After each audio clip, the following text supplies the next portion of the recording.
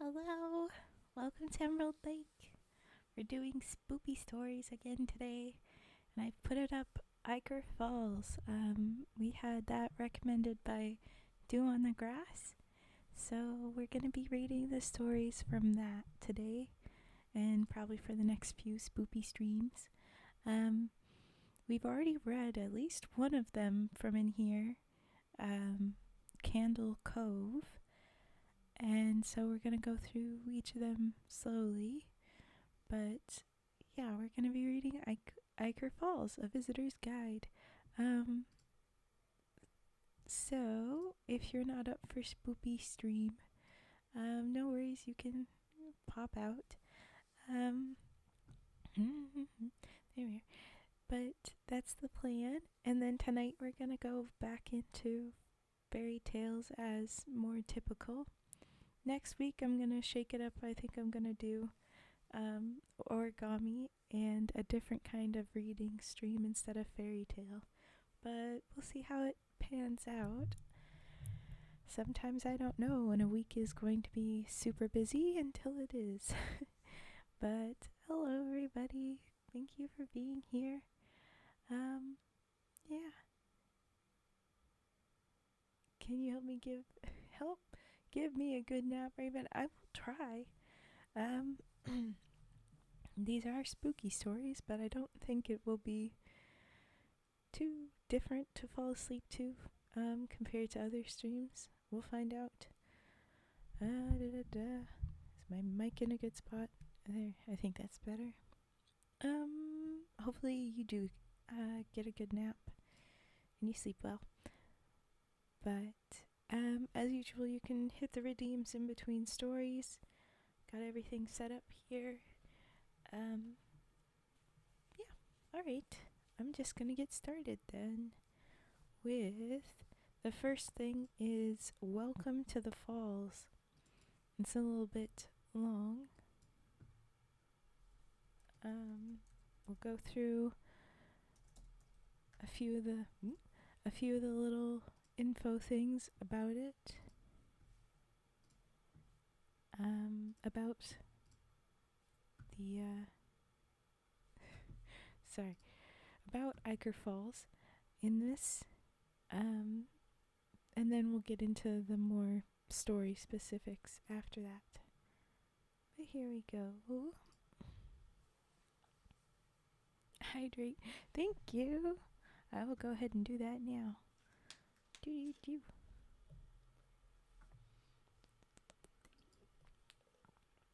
Okay.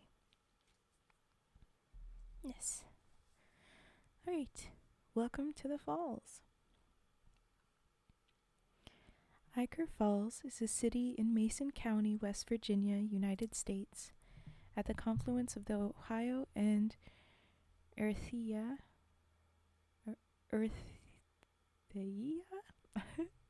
The EIA at the end, I'm not sure.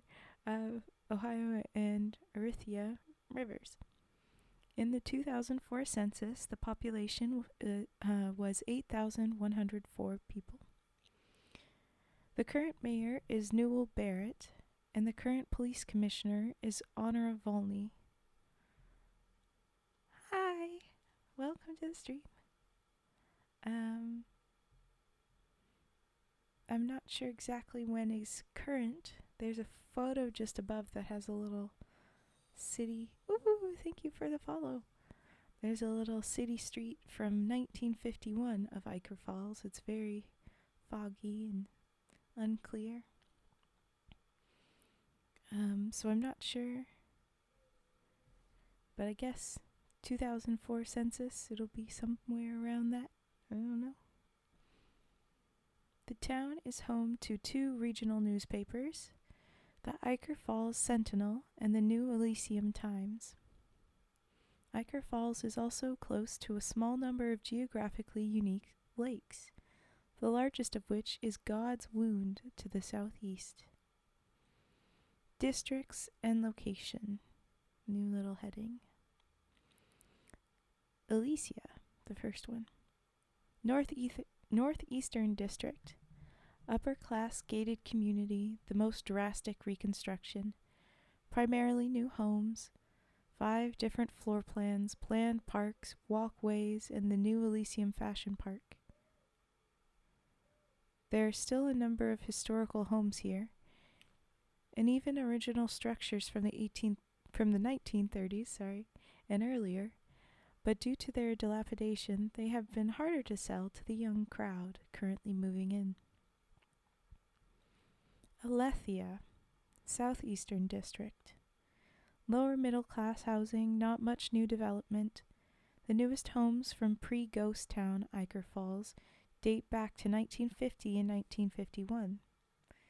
There are even a few unfinished houses that construction halted on after the evacuation.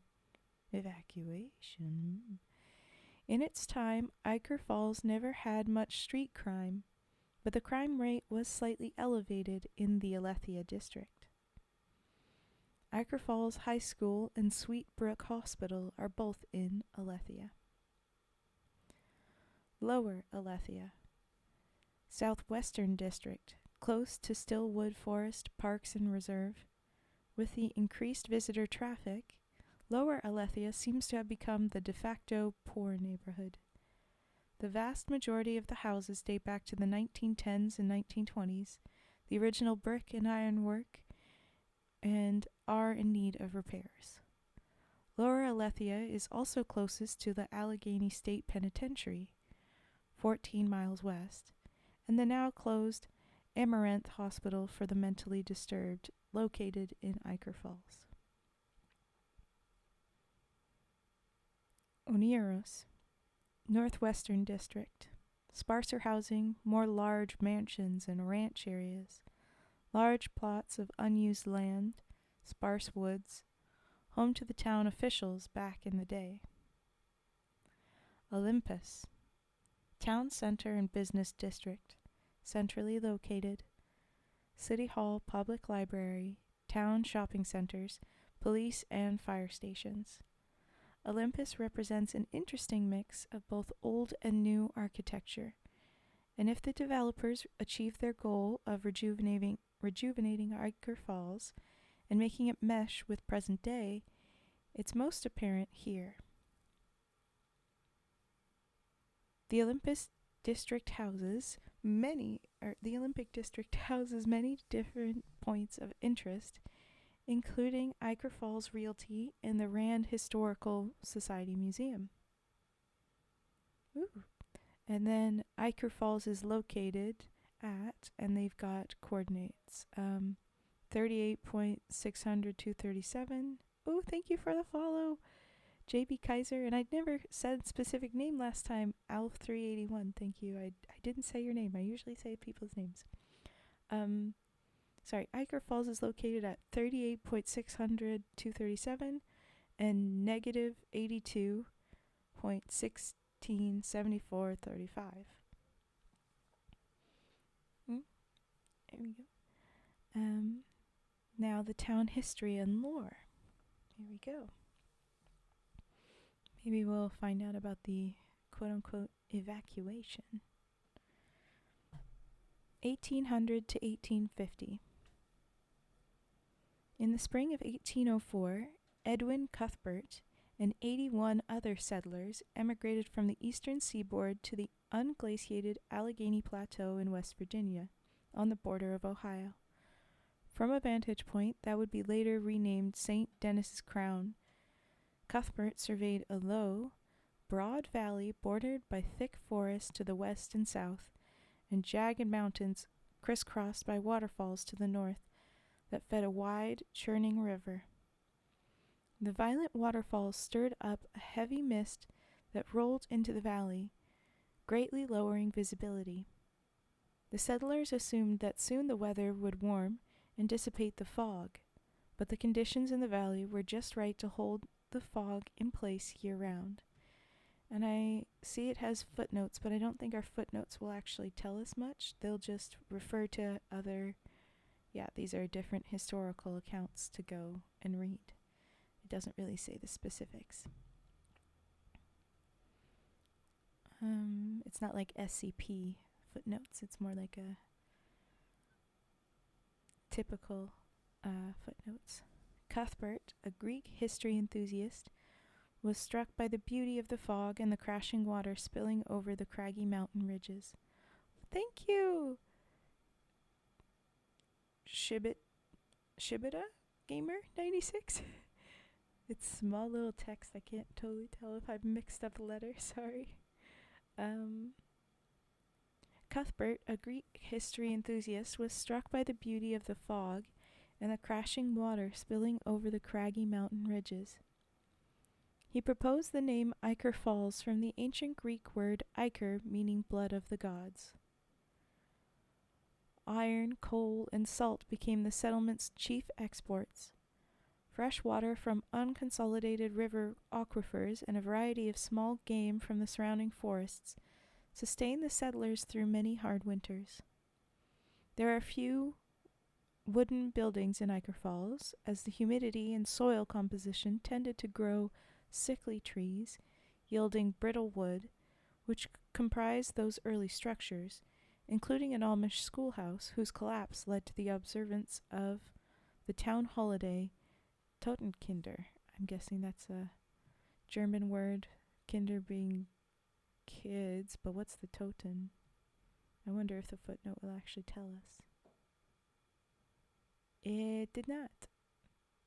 Super helpful. Like I said, yeah, these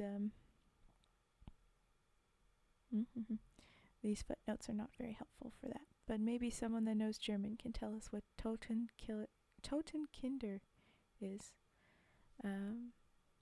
Or I can Google it. I'm gonna Google it, 'cause it's gonna itch my brain.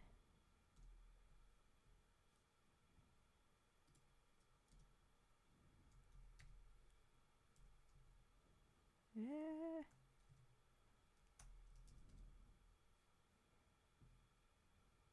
Dead children. There you go.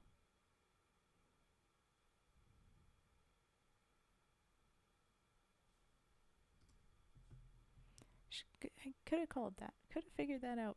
But yeah.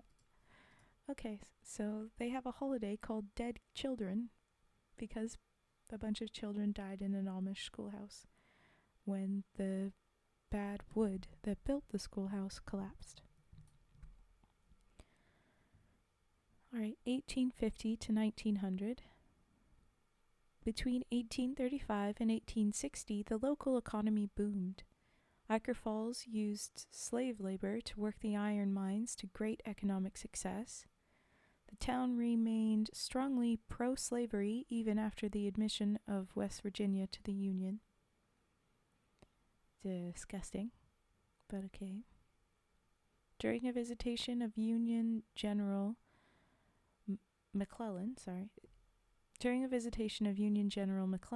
and his men in 1865, Ulster notoriously rounded African slaves up into the West Falls Company iron mine and hid them there for 9 days without food or water. Nearly all of them died. Who is Ulster? Hello, Battlechine.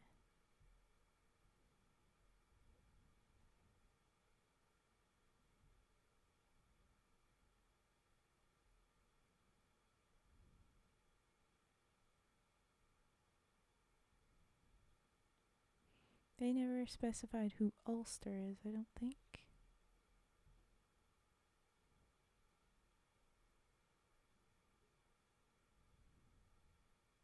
Because we have Edwin Cuthbert, that's kind of founded the town, came up with a name, and then we just have this vague last name, and a Union General for other people involved in the town, but okay. Ichor Falls iron export is largely low grade and was famously called temperamental by Ichor Falls councilman and blacksmith Samuel Boston. The geology of the region yielded I'm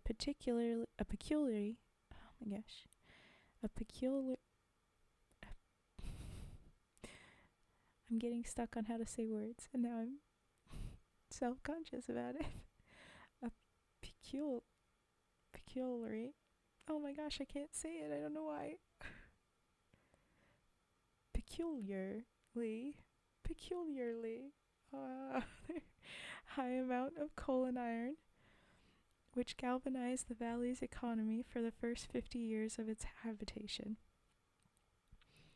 For many years, Ichor Falls was known colloquially, I did it again. Colloquial,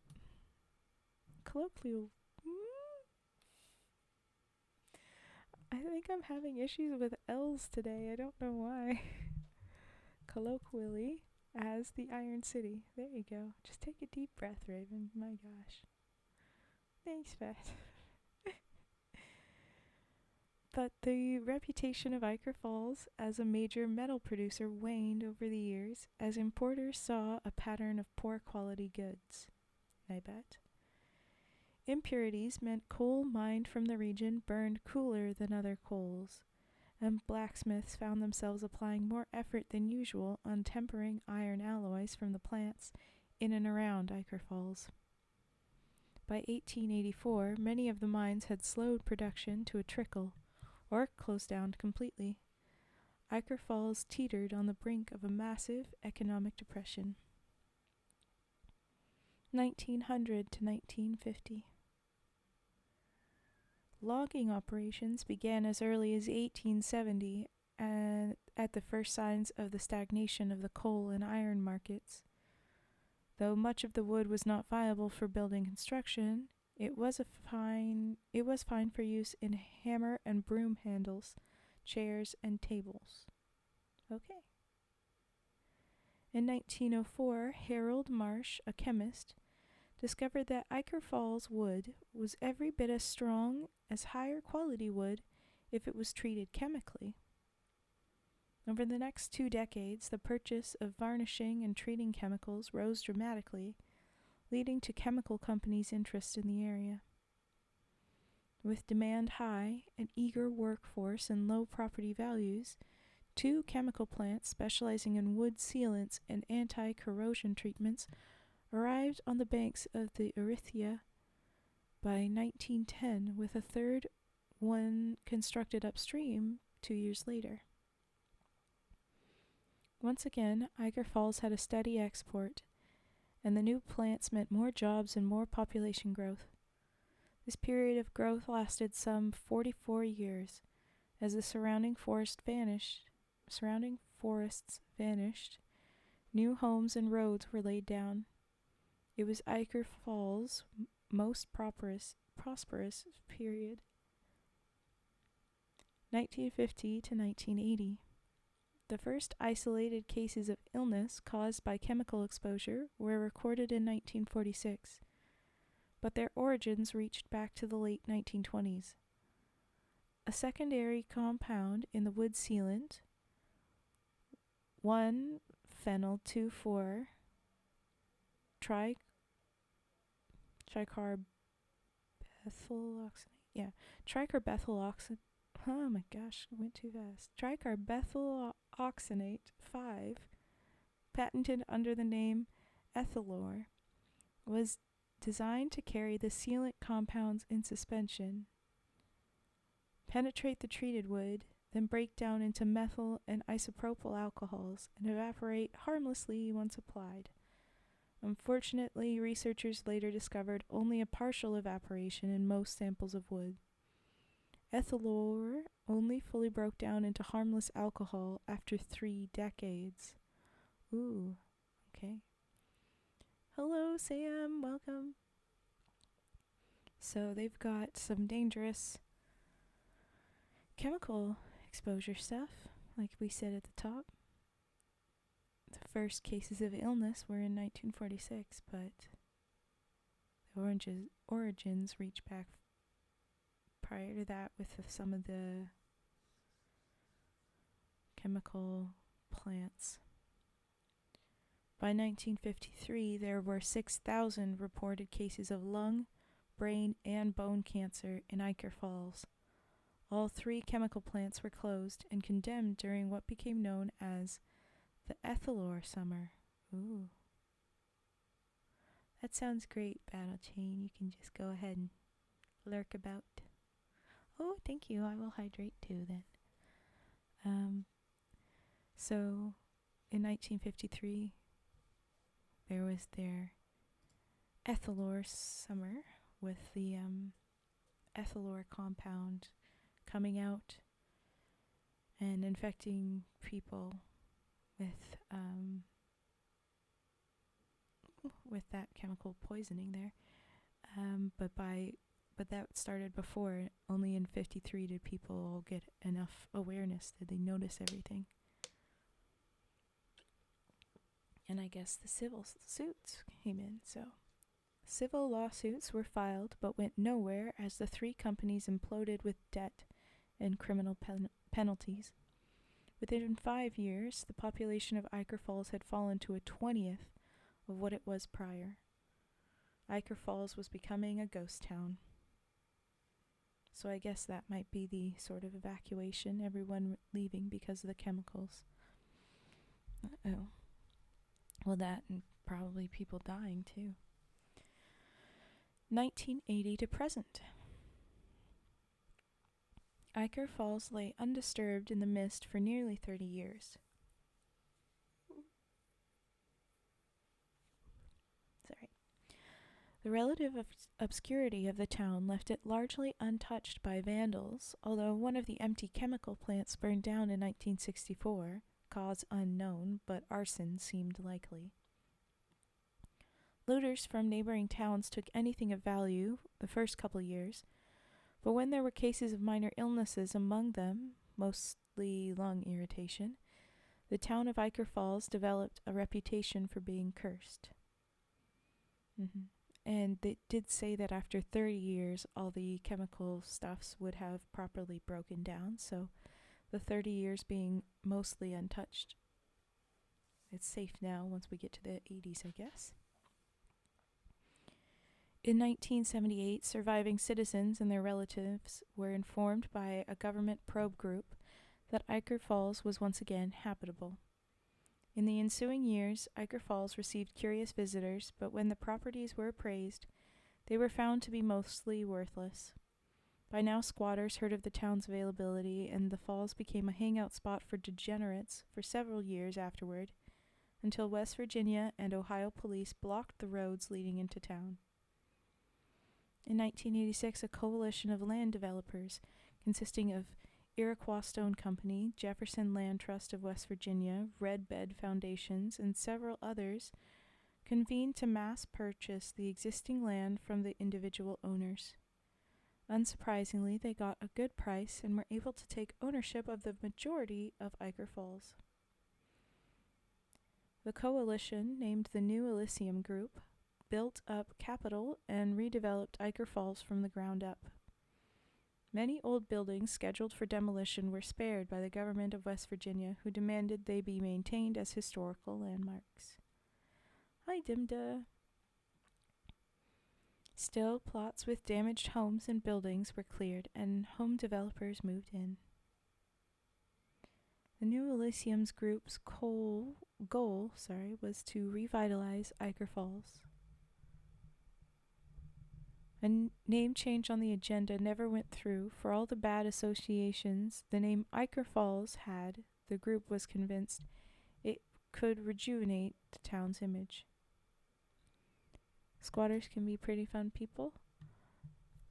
I don't doubt it was just a problem since everybody, the people that had lived there had already been through so much, and then they were trying to get their properties back, and people had already kind of taken over. And it just made their recovery from everything that went wrong, you didn't catch that bit, a little bit harder, I would assume. Basically, the town all got poisoned a little bit. So, they were not having a great time. Oh, okay. Well then. 40 years was a long time. In 1995, after 9 long years of development, the first new homes were sold to families. Business parks began to fill up. Property values started to increase, and a healthy dose of history and interest in the occult spurred tourism. Today, Ichor Falls is home to over home to 8,000 people. Sorry. At the top, we said that the 2004, 8,104 people. Yeah, so I guess 8,000 people isn't terribly far off. But now we have the local legends. Seems it's just one. Oh no, there's a few. Yes, okay. It said that the interest in the occult spurred tourism.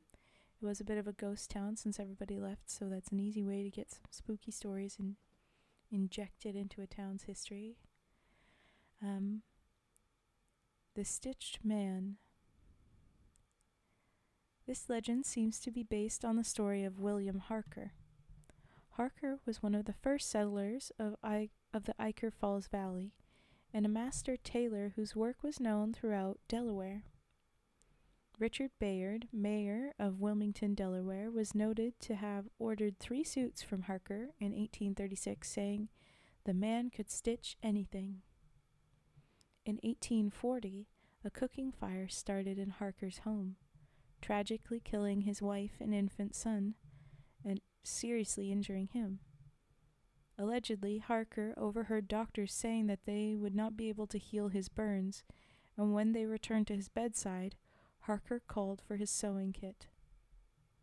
Harker died 4 days later, and the legend began shortly after. First, as a tribute to the master tailor that he had been able to stitch himself back to health, and went to search for his wife and child to repair, in quotes, repair them too.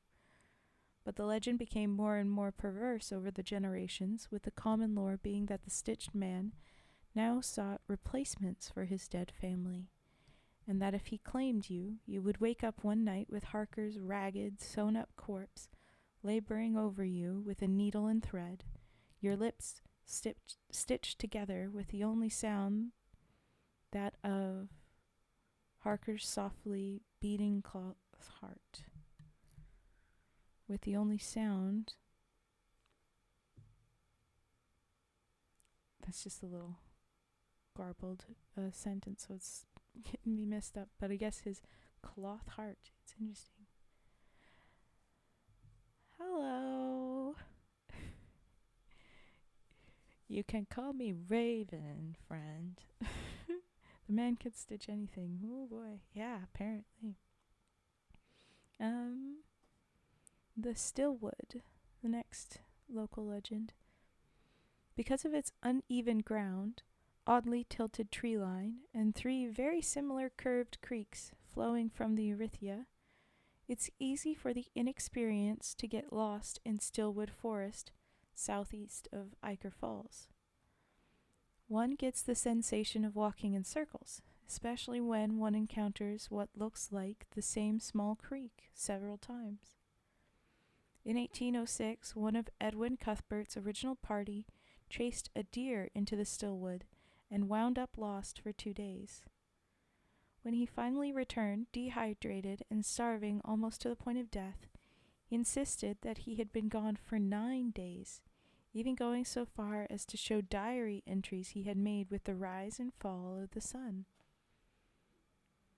Although there was no other evidence to support strange goings-on other than a host of tall tales involving secret villages and mythical creatures, settlers avoided the Stillwood for generations. Even when mass logging began in the 1870s, the Stillwood was spared. It remains the oldest growth of all surrounding forests, although much of the other tree line has returned to Ichor Falls today due to the halting of the logging trade and town evacuation in the late 1940s. I'm doing alright right now. Alright, yeah. It's all good though. You silly little baby. Yeah, good point though, Dimda. How is everyone doing today? Drop that in the chat. I said I'm doing okay. Had a little bit of stumbling with words.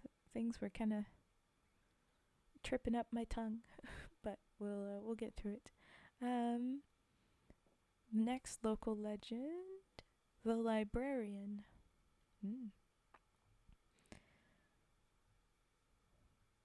The downturn of local business in the late 1880s saw the uprising of spiritual groups praying for the town's recovery. One such group, the Falls Adherents, is notable due to its cult-like nature and the air of panic it was responsible for in the winter of 1887. Adherent leader Aaron Ulysses Silcourt had family ties to the British Luddite movement at the turn of the 17th century, and his beliefs were so rigidly anti-technology that he actually attempted to burn down the town public library, which resulted in the ironic nickname granted him by the Sentinel. Not sure who the Sentinel... Oh, that's one of the newspapers, they said. Stressed but happy. Got a massive amount of noise pollution yesterday and today. Oh, not fun. Ooh, new speakers. That's fun,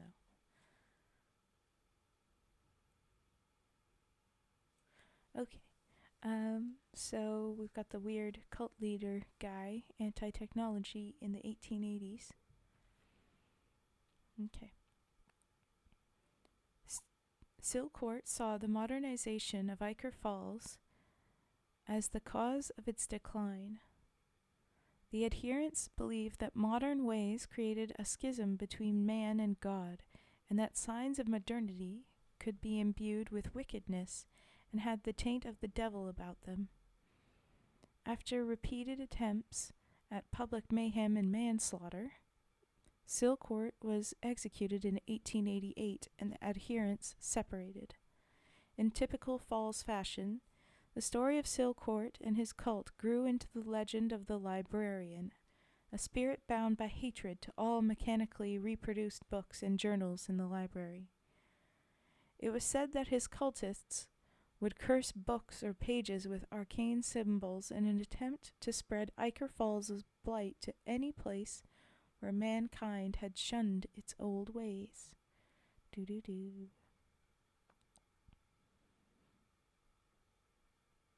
I did not know that ants can't walk backward, Darkstorm. That's very interesting.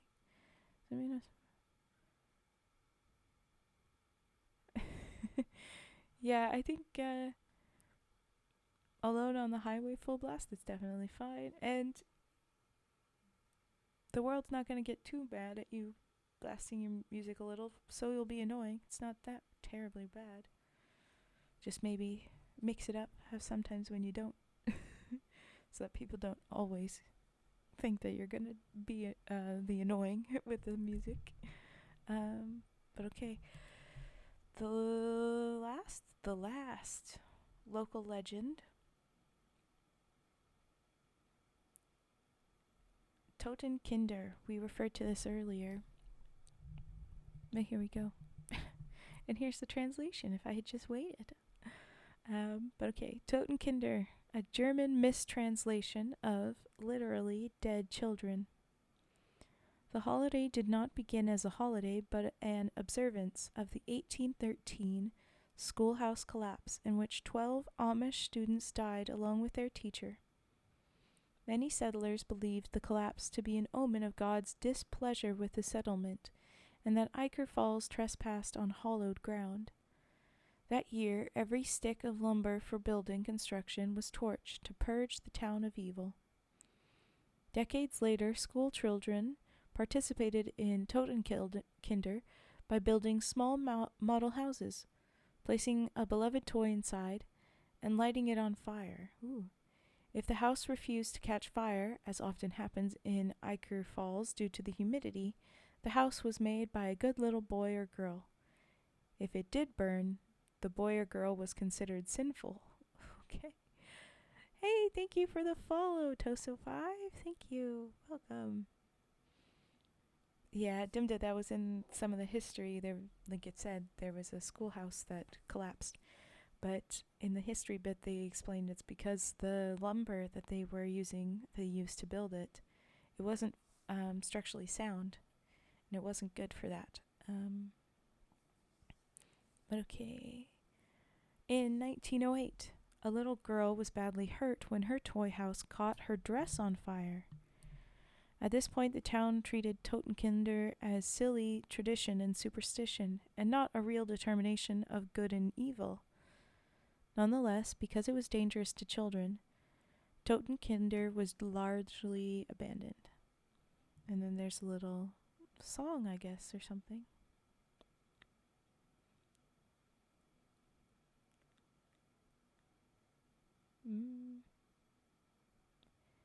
Make my house from twigs and sticks, Father, Father.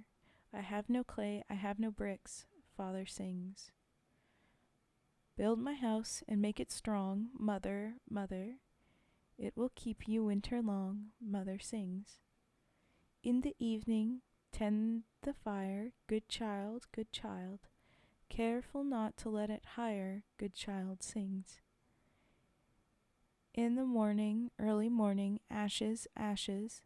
Mother cries and father warning, bad child gone.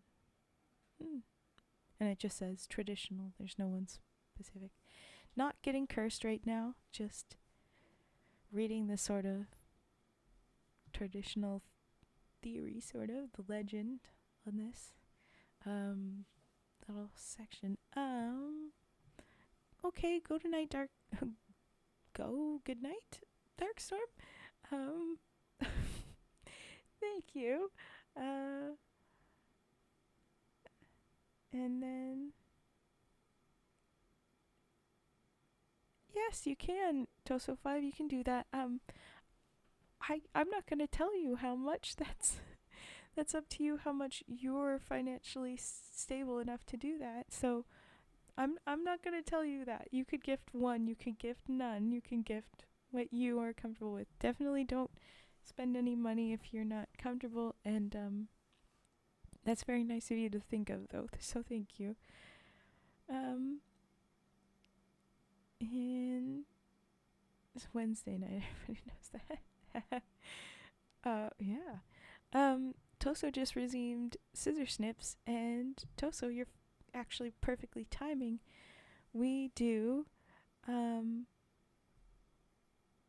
the redeems in between stories. So this is the end of the Welcome to the Falls section of the book that we're reading. We're going to go on to the next story in a second, but it's time for the redeems. So I'll do the Scissor Snips, and if anybody else has redeems that they want to do, I'll do a handful of those before the next story. But we can start with scissors. Here we go.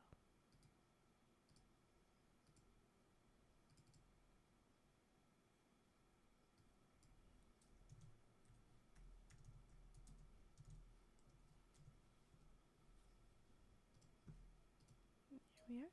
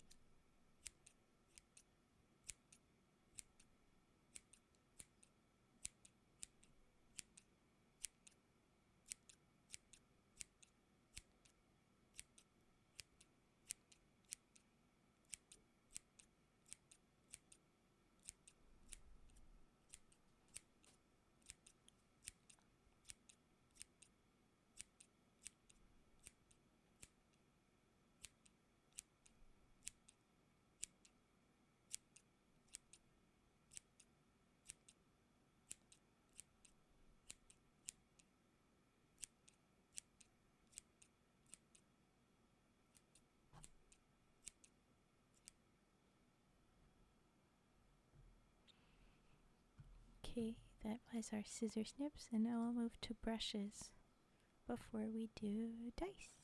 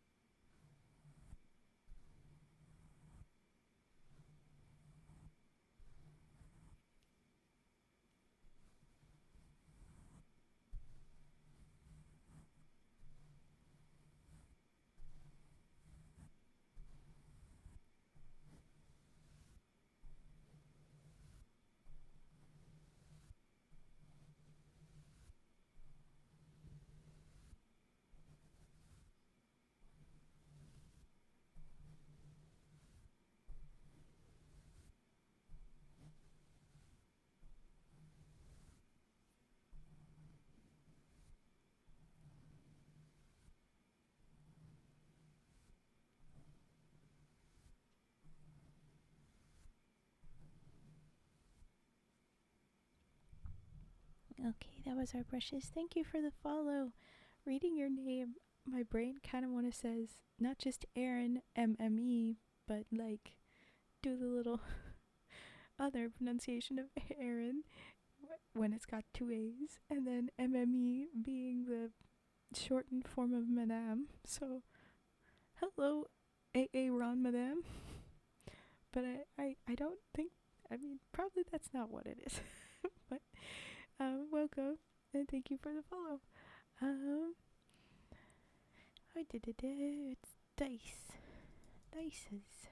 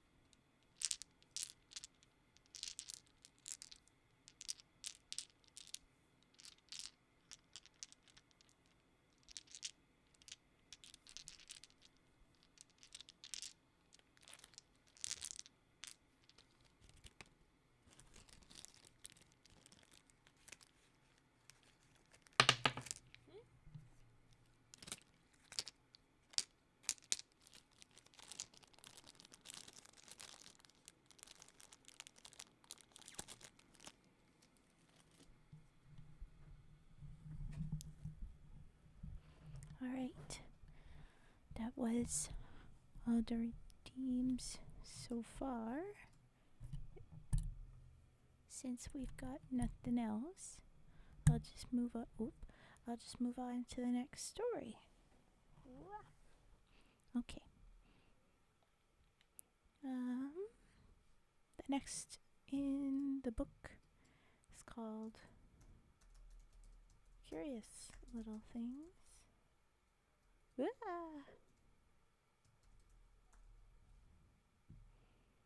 With this particular font, it never gives good spaces between the words. There you go. And here we go. Ta-da! Now it says all the right things. Oh, curious little thing, not things. I pluralized for no reason. Okay. But here's the next story from Ichor Falls. I'm a little sad that we're reading it without DewOnTheGrass, but hopefully they will see the There we go. There's Dew. Hi. Yeah, you're here for the first story.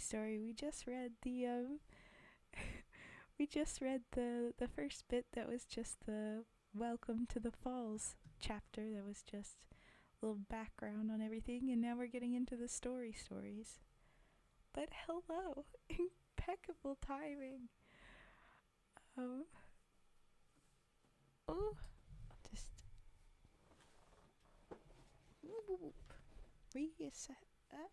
reassemble myself here. Okay. Curious little thing. Here we are. All of this was recommended by DewOnTheGrass, so this is why I say that I want to do here. Alright. Curious little thing.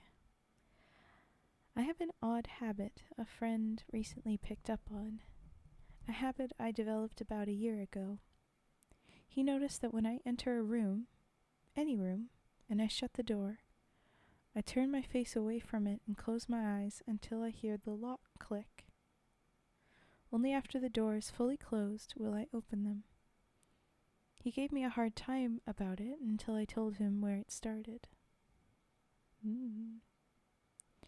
I work for a water seal company in St. Paul. We produce sealant for exposed wood, decks, boats, that sort of thing. You hear about sealant being a dirty word in the Ashland, Ichor Falls, Ironton area, but not all those companies were part of the infamous Ethelor summer that wiped out the local economy in the 50s. I got sent to an industrial park outside the Ichor Falls on business. I checked into this dismal hotel, the Hotel Umbra, that looked like the decor hadn't been changed since 1930. The lobby wallpaper had gone yellow from decades of cigarette smoke, and everything had a fine layer of dust, including the old man behind the front desk. I hoped that the room would be in better shape. Mine was on the 4th floor. Being an old place, the hotel had a rickety cable elevator, the kind with the double sets of doors, one of those flexing metal gates, and a solid outer pair of doors. I shut the gate and latched it and pressed the tiny black button for my floor. Just as the outer elevator doors were about to close, I was startled by the face of a young woman rushing at the gap between them. She was too late, the door shut, and after a moment the elevator ascended. I thought nothing of it until I needed to take the elevator back down for one of my bags. I entered, pushed the button for the lobby, and pressed my tired back into the elevator wall opposite the doors. They had nearly completely shut again when I was surprised by a woman's face moving towards the gap, staring into the elevator through the gate, too late to place her hand in to stop the doors from closing. This time, I sprang forward and held the door open button, and after a moment the doors lurched and slid open. I waited for a moment. From the opening I could see, partly down the hallway, no one in sight. Still holding the button down, I slid open the metal gate and craned my head into the hallway to look down to the other direction. No one. No trace of the girl who recently shut the hotel room door. No footsteps, no jingle of keys. I released the button, but did not lean back against the wall. I stood directly in front of where the gap in the doors would be, in the center of the elevator. After a pause, the outer doors again began to slide shut, to move towards each other until the space between them was the width of a young girl's face. In that quarter second, several fingertips appeared, followed immediately by her face again, rushing from around the corner, staring at me as the doors met. I had been watching the gap where I thought she might be, so I saw her. She was about 13 years old and very plain, almost homely, with a pale complexion and neck-length dark brown hair that looked mussed or slightly dirty. I didn't have time to glance down at her visible shoulder to see what she was wearing. From her behavior, I wondered if she was a runaway or a homeless person who had gotten into the building. She had a glassy, blank expression tinged with a little desperation, some distant desire or need, a look that could easily be accompanied by the words, "Please help." The next time I passed the front desk, I asked the old man if he had seen a young girl running through. "Heard the stories then," he said between throat clearings, rocking gently in his seat. "Young Maddie has been here a long time. Takes a liking to gentlemen guests. Always been shy, never says a word, not a word, just curious."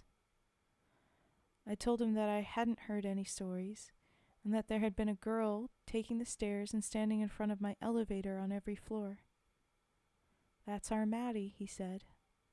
"She likes you then, sweet on you. She just wants to see, that's all, just to see. All she ever does. Curious little thing, just wants to see." I stayed at the Hotel Umbra for 3 nights. It was a 4-night business trip. The last night I tried sleeping in my car. It didn't help. Let me tell you about young Maddie.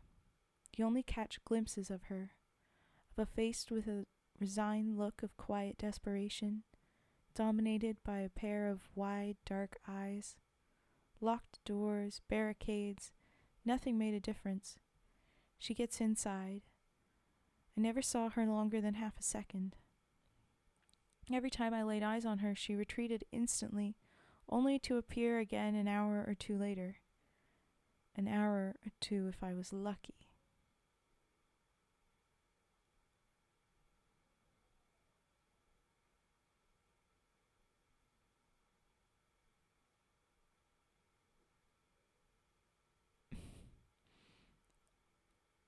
Amaze Mog Gameson.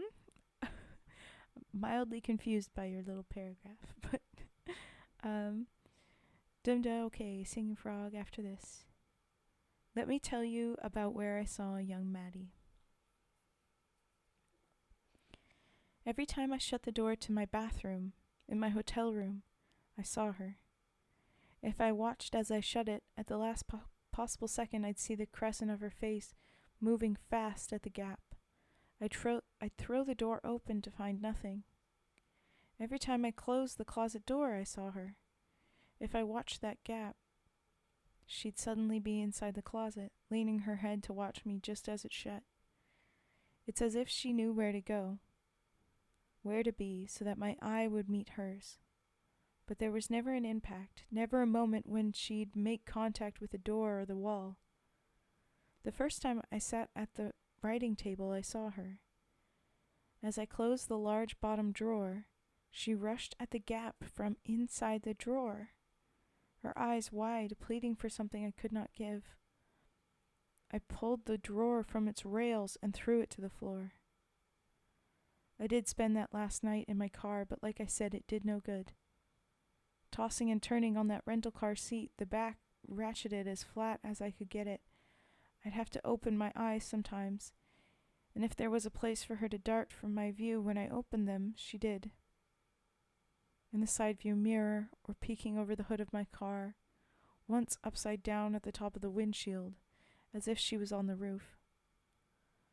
I'm back in St. Paul again, and I've been back for a year, but Maddie hasn't stopped. If I keep my eyes open long enough, if I watch a place long enough, I'll eventually catch sight of a movement.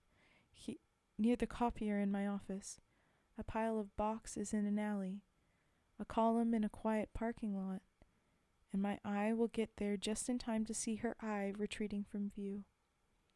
There's never anything there when I go to look, so I've stopped looking. That's how I've had to change things since the Hotel Umbra. I've stopped looking. I keep my eyes shut when I close doors, when I shut drawers and cabinets, fridges, coolers, the trunk of my car. Not all spaces, just ones that are big enough. At least that used to work. I was getting ready for bed a few nights ago, standing in front of my bathroom mirror,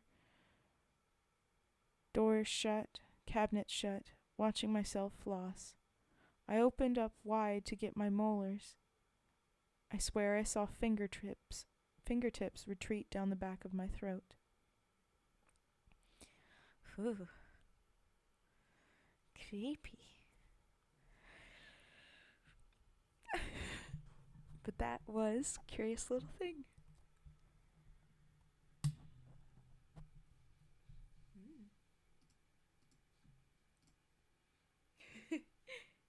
Yep. Dark Storm. Yeah, same. But, okay, go ahead and lurk. I'm gonna go ahead and do Singing Frog.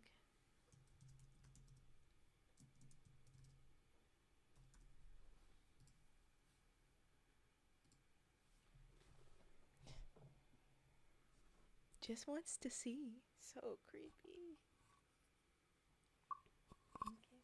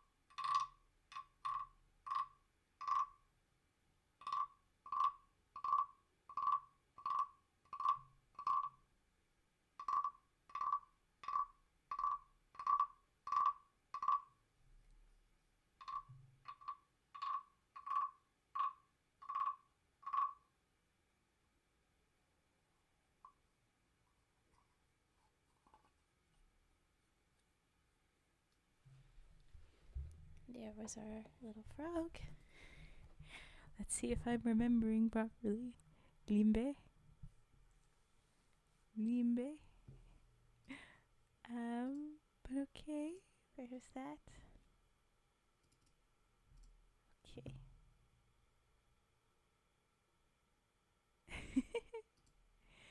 I did it good. I did it good. Oh, I hope. Okay. Any other routines? Oh my gosh. I'm glad that it wasn't awful, at least. Thanks, Dark Store. And there we go. Oh, I'm going to have to run an ad, so I might as well let that go now. Did I pay attention to when an ad started at the start? I guess I don't think I ran. I wasn't paying attention to it. Anyway, okay, I'm gonna start an ad. Sorry for that. Oh, thank you for the follow, Scott. Alright. Oop.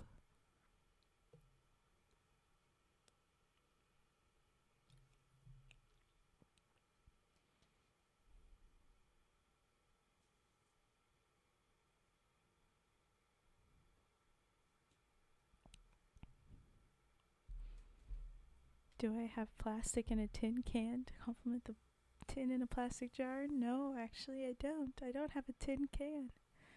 The one at the start ran on the starting soon screen. Yeah, I'm sure it did, but usually I make sure I run a minute long one instead of the 30-second ones, because then it gives you more time without having to do that again. But I think it just ran the automatic 30-second one, and that's why we had an ad so soon already. How else was everyone's day? Pretty good. How was yours? Helicopter instead of just helicopter? Helicopter? Helicopter? Mm.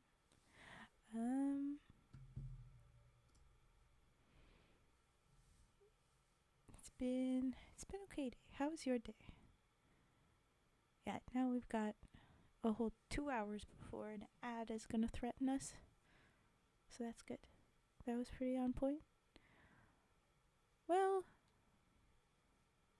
I would hope so. Those brackets for the freaking brain phonetic pronunciations are very significant. That sells it, you know? Okay, well then I'm glad you liked it. If we have no other redeems, I can move on to the next story.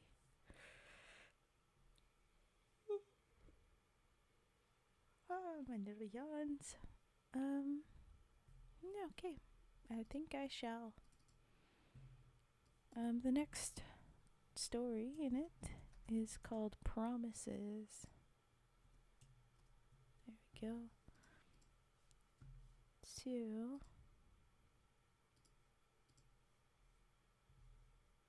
boom, the next story. Aha, okay. But now I know. It's good. Had to do a lot of chores. I clean up my whole place on Sundays. Oh, that's good. I need to be better about cleaning up my stuffs. Makes it a lot easier to be living in it. But yeah. Okay, promises. Promise not to tell your mother about any of this. It'd only upset her. Ooh. That worked out. Oh, nice and showers. Yeah, nice. Okay. Promise not to tell your mother about any of this. It'd only upset her. Throughout his life, a man makes a lot of promises. Some he wants to make, some he has to. Whether he keeps those promises depends on the man. That's what my father taught me. He kept his promises to the family, working 2 jobs to keep a roof over our heads and food in our stomachs. I hardly saw him until I turned 18, when I started working the same shift he did. You remember when your grandpa took a real bad fall? Maybe you were too young. Broke almost every bone in his body. Got a terrible infection, wasted away from the inside. We lost him a month later. He died in a hospital bed with everyone gathered around him. He fought to the end, but kept saying there was no better way to go. I think given the option, he'd have rather died in that bed than the mines. I remember one of the last days, when he was fading in and out, he asked for each of us in turn at his bedside. When I walked in the room, he tilted his head and beckoned me to come closer. He told me how proud he was of me, how he could tell that I knew what a man's word meant, what it was to keep a promise to the ones you love. I said goodbye to him that afternoon, and that was it. We're not too much better off than my family was. I work the mines. Your mother's nerve disease keeps her at home. A lot of the older folks in this town have it. It makes things difficult. But when I feel it getting to me, I just look at the ring on my left hand. In sickness and in health is what I swore. I'm scared to think what would happen to her if she lost me. That brings us to that time 8 years ago, son. You remember how worried you and your mother were? The supervisor knew we weren't cleared to be down there, but he signed the work order anyway. I remember exactly where I was, near a makeshift break area with a couple hanging lamps, where they found me. You'd think I'd have been caught flat-footed when the ground shook and the ceiling came down. But I actually knew a little before that. You usually do. Even if it's too late to do anything. I heard sand raining from cracks in the rock above. Felt the earth rolling under me.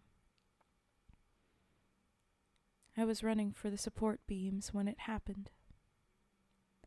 That first boulder from the ceiling nailed me square in the back, sent me to the dirt floor, pinned me down, and broke ribs. Believe it or not, it wasn't the first time I'd been in that situation. I'd got hit in the chest by a falling beam in my 20s. Knocked me to the ground and took the wind right out of me. What I remembered back then, lying there, waiting for the guys to find me, was 2 things. How I was desperate to breathe but couldn't, and the pounding of my heart, like it was going to pound right out of my chest and run for help on its own. So I lied there, pinned between my shoulder blades in the hard ground, wind knocked out of me, and I'm clawing for breath, scared as all get out. But that time it was different, son. My heart wasn't pounding. I felt it beat so soft and slow. After a few seconds, the ground wasn't shaking anymore. Everything stood still and quiet.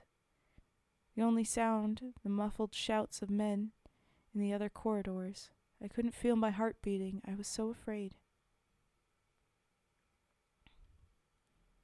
I tensed and clenched my insides, just drew everything in, tried to shout. My busted ribs dug into my guts, my lungs. I couldn't get a breath.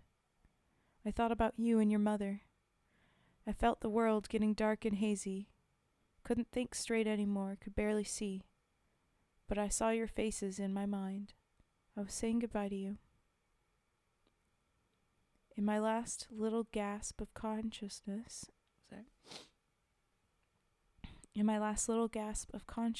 I thought about my father and wondered if that was what it was like for him. Lord help me, son, I don't know if Dad was with me in that moment, but I got angry. Angrier than I've ever been. Angry at fate, at God, taking me from my family, leaving them all alone. I made it easy on you. You're already buried. Your poor mother. I didn't want to hear I died a quarter mile deep in the dark earth. Son, I planted my hands on the ground in front of me and pushed. I pushed through the pain, lifted my body off the ground with the hardest damn push-up of my life. Practically tore my arms from their sockets doing it. That rock still lying on my back and everything. All I could think about was your mother. I never told anyone, but I didn't see a doctor after the rescue. Somehow I didn't think they'd understand what happened down there. And every night since, I lied down next to your mother and listened to her breathing. I just lie there like that until morning. I haven't slept since that day. I don't let myself. And I don't mean I have nightmares or toss and turn. I don't sleep anymore. Because my heart doesn't beat, son. I never found a pulse. And the only time I breathe in now is to talk. I can't explain it. And you know what? I don't want to. Because this is a gift. I pull double shifts at the mine now. I know you haven't seen a lot of me lately, but to be honest, I'm not looking so good. I don't move as fast as I used to. I kind of have to keep myself a lot of the time because of what the other guys say. Have to keep to myself a lot because of what the other guys say. I come home when I know you and your mom are asleep, when it's dark, like it is down there. But I get my work done, I punch out, and I know that you and your mother can have warm clothes in the winter, a roof that doesn't leak, 3 meals a day. I don't even eat now. Sometimes I feel tired isn't the word. I feel slow, like something is pulling at me, like something wants me to stop. Oh, and it makes me angry, the same kind of angry I got in the mine, an anger that makes me fight.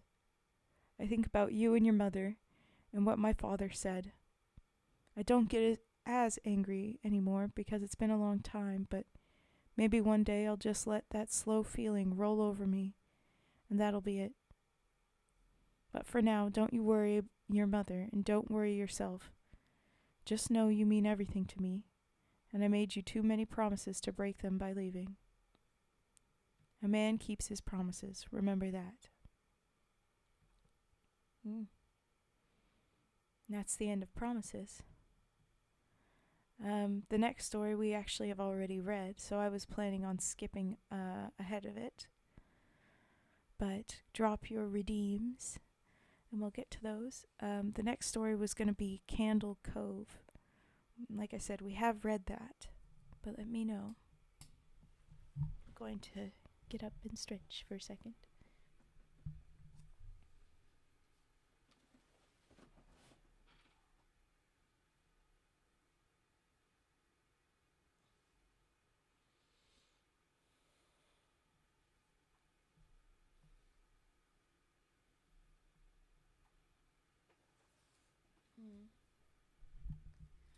I'll just give it a second. I'm gonna kind of adjust some things for a minute.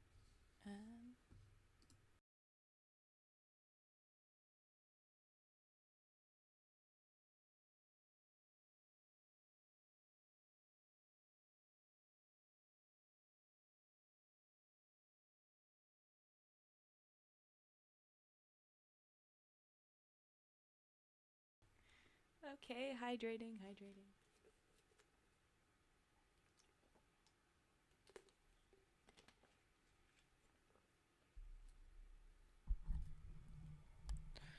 All right. And okay, adjusting my stuffs. Start with humming and then comb twing. And I am hydrated. Okay.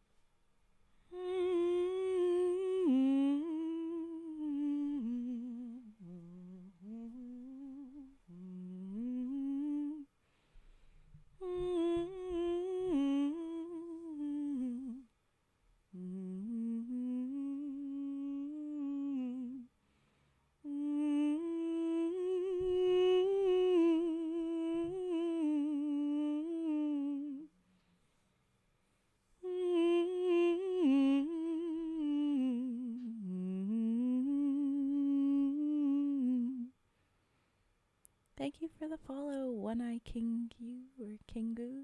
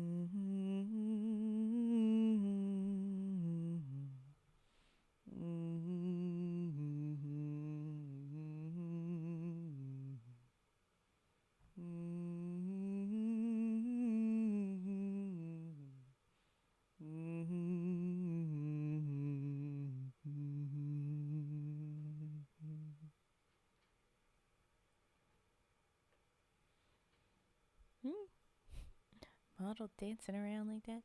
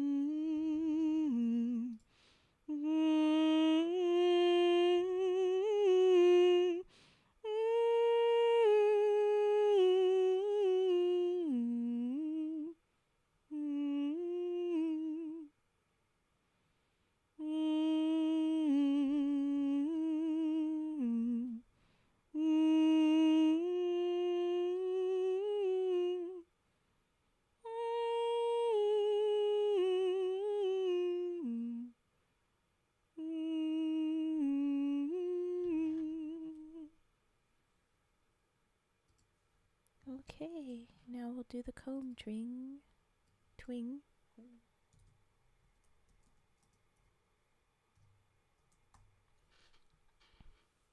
So here's this.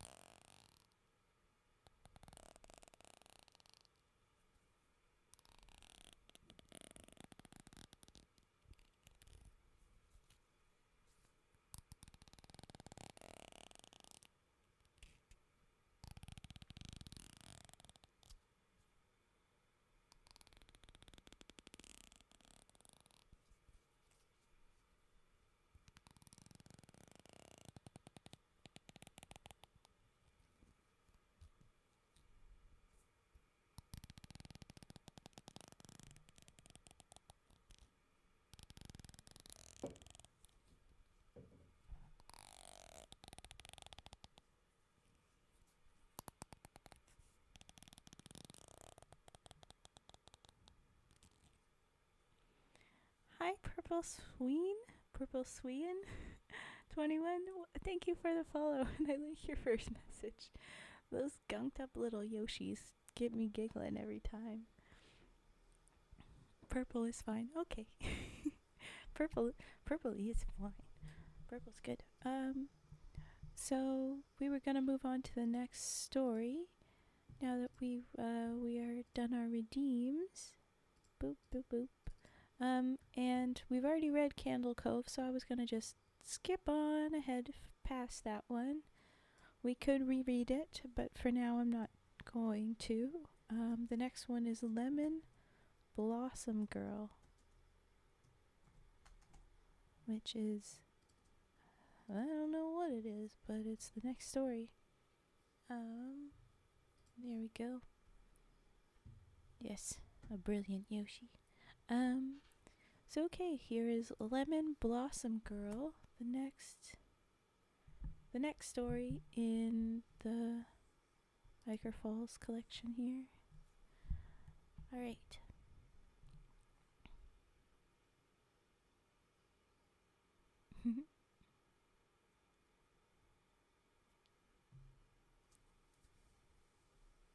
My father used to take me to the Natural History and Science Museum downtown when I was 6.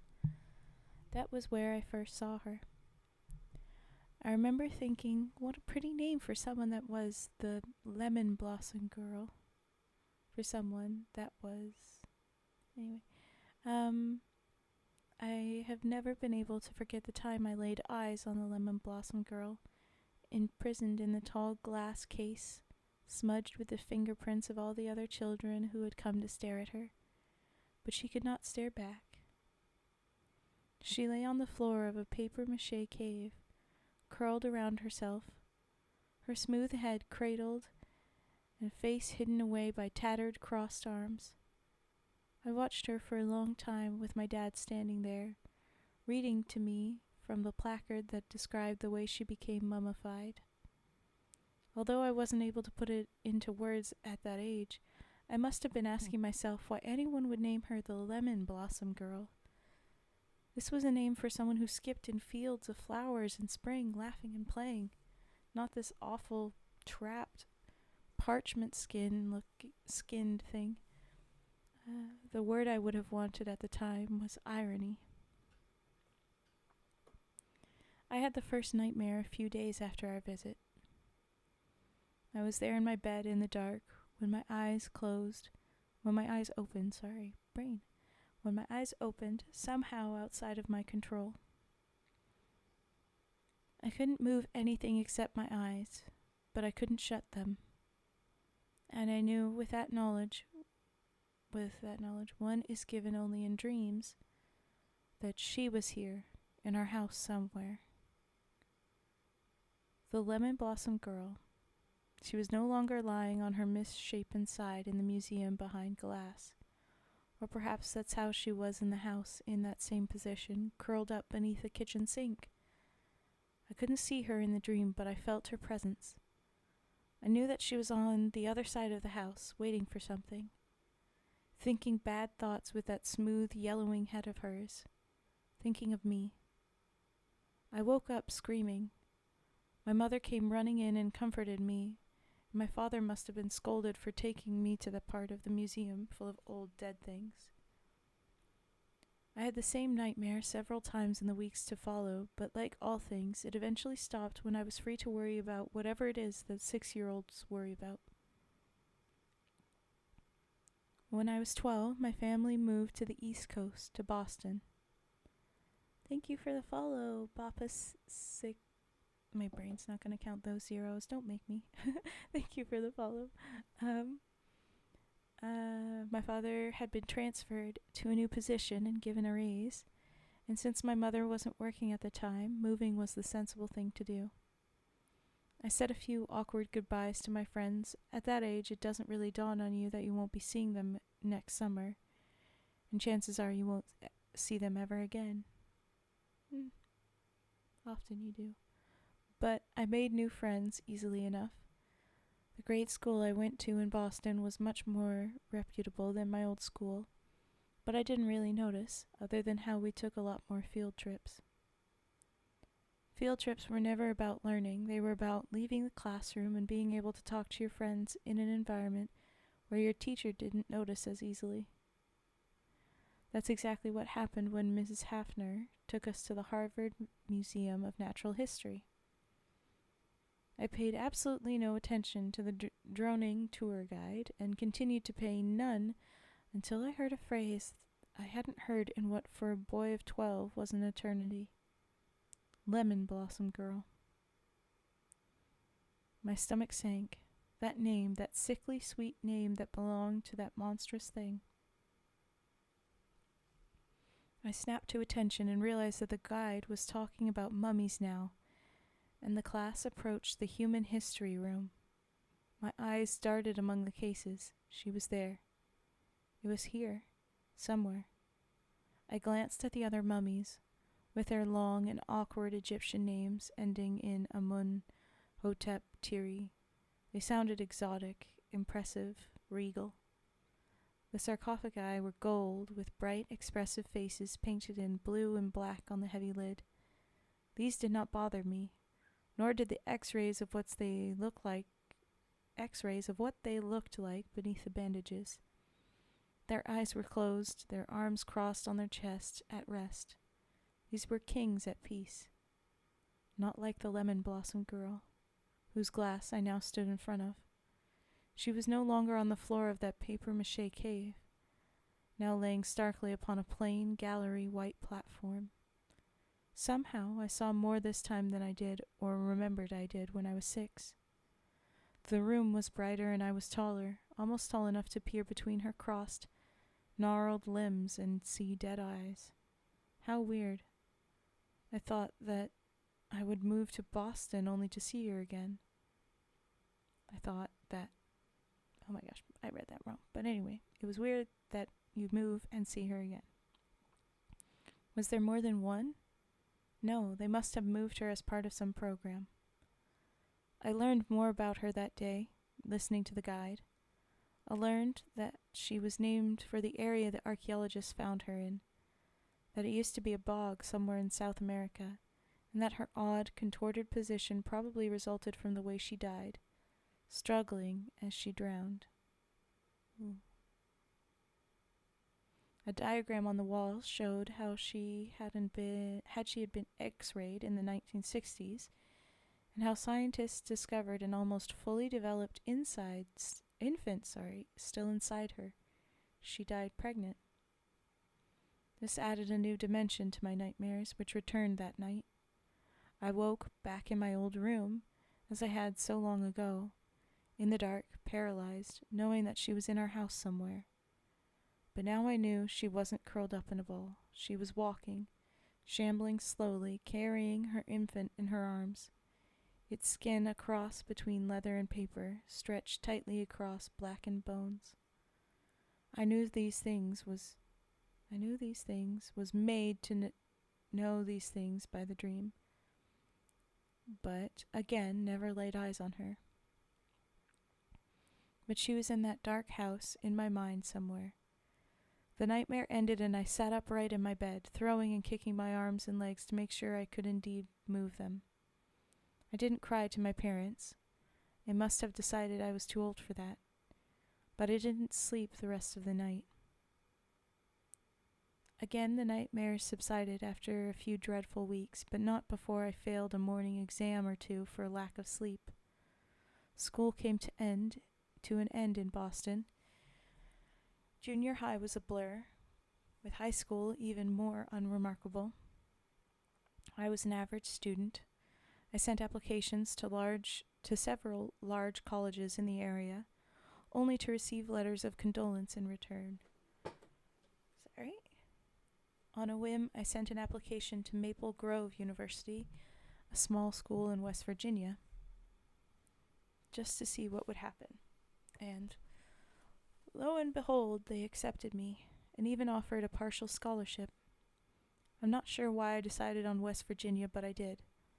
I suppose I wanted to be out of my parents' house, on my own, taking full responsibility for myself. I don't think the scholarship hurt either. Freshman year, my parents helped me move my things into Polson Hall, one of the 2 undergraduate dorms, and said a tearful goodbye. But I was free now. I felt like an adult. Thanks for the follow, JST117. Thank you for joining. Friends were harder to come by in college for some reason. Maybe it had to do with me being a child of 2 coasts, and West Virginia being close to neither. The first several months I spent largely alone. Our Communications 15 study group broke early one Saturday night at about 5:30, and I suppose I didn't feel much like heading back to my dorm room and dealing with my suite mate and his filthy socks. So I wandered a little. Near my dorm on the hill were a few buildings, administrative and such. There was something called the Harold Ferris Cultural Center, a great, ugly green building with a picture in modern art globe in front. It was next to my dorm. I thought it might have general information about the area, the town, and maybe somewhere I could go on Saturday night.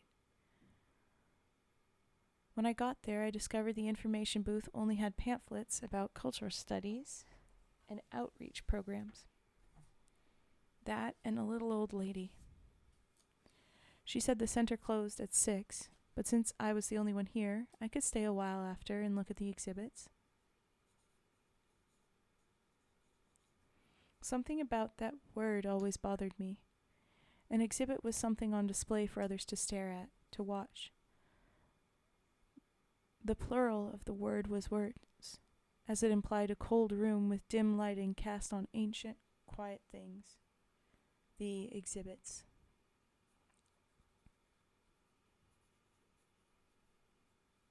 She pointed me at the room, but it wasn't until I was in the archway that I realized what I was looking at. It was a cold, cold room, with dim yellow lights in the ceiling, focused on pots, arrowheads, and other historical trinkets, and one large display in the center of the room. Lemon Blossom Girl. I stumbled backwards. She was here. For the 3rd time in my life, in a town I considered the middle of nowhere. I can only imagine the expression on my face as I edged forward into the room. South American relics. 1200 to 1500 AD, the sign said. Lemon Blossom Girl. And now I was thinking that it was peculiar, very peculiar, that this exhibit, of all things, would be here. Here of all places. The Harold Ferris Cultural Center at Maple Grove University. I felt as though I were 6 again, seeing her for the first time. She looked smaller than I remembered, but somehow that made her more pitiful, more terrifying than before, more like the desiccated, curling thing she was more like the desiccated, curling thing she guarded in her womb. I began to doubt it could have ever been human. What cruel processes of nature would allow such a thing to continue to exist? I did not picture the Lemon Blossom Girl as a woman with child who became trapped in some swamp in South America while Europe suffered through the Dark Ages.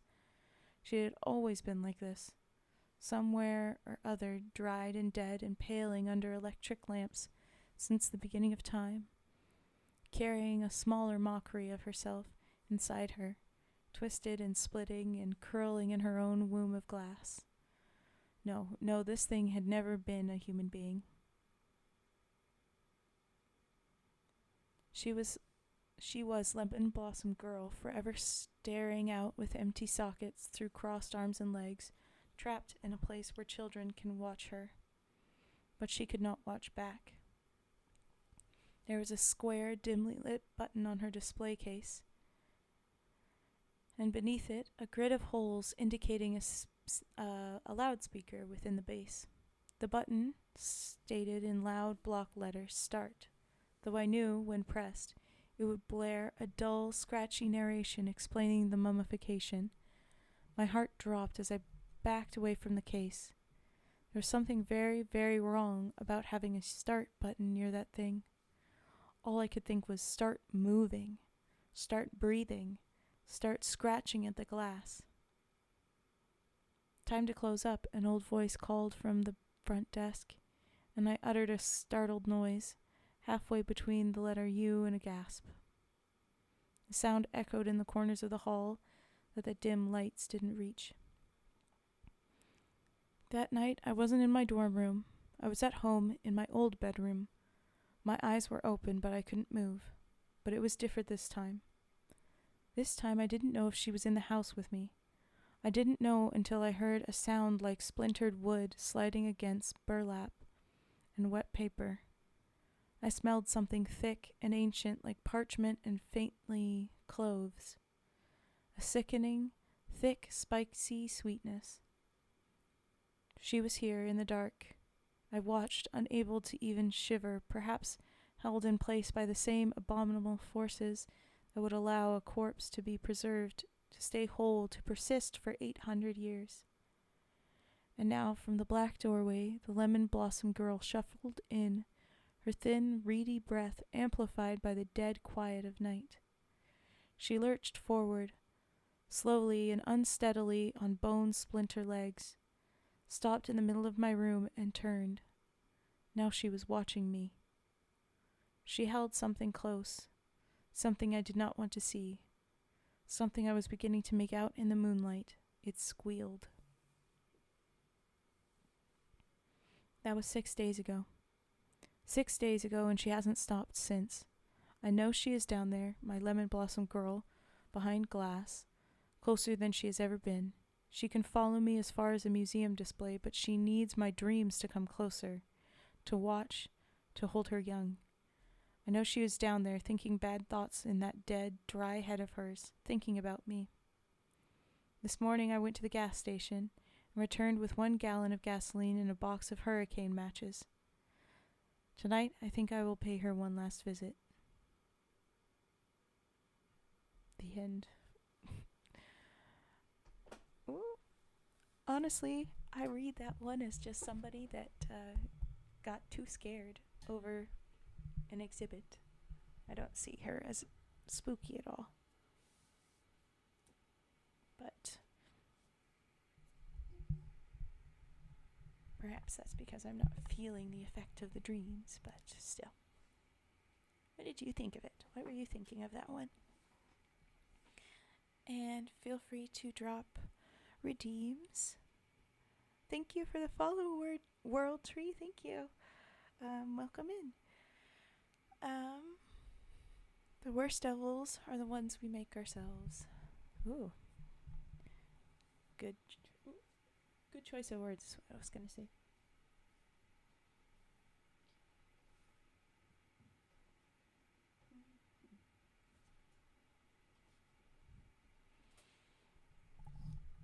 There's no redeems up yet. We're just gonna hang in, I guess.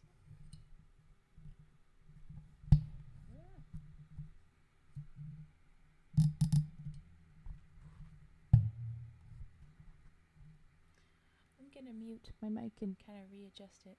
Hi, Skyliner TV. I'm just gonna adjust it and then we'll fix things. Okay.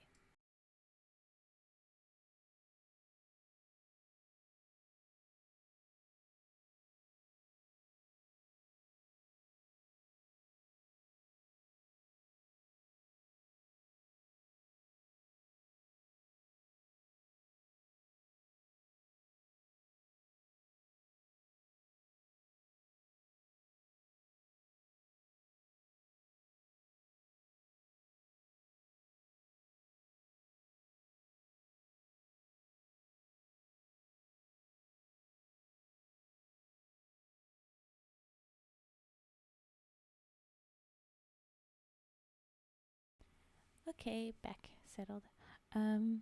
Scissor snips. Okay, I'll do that up first.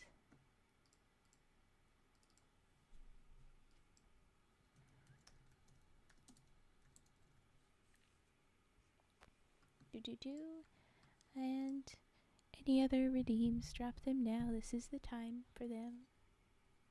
Alright.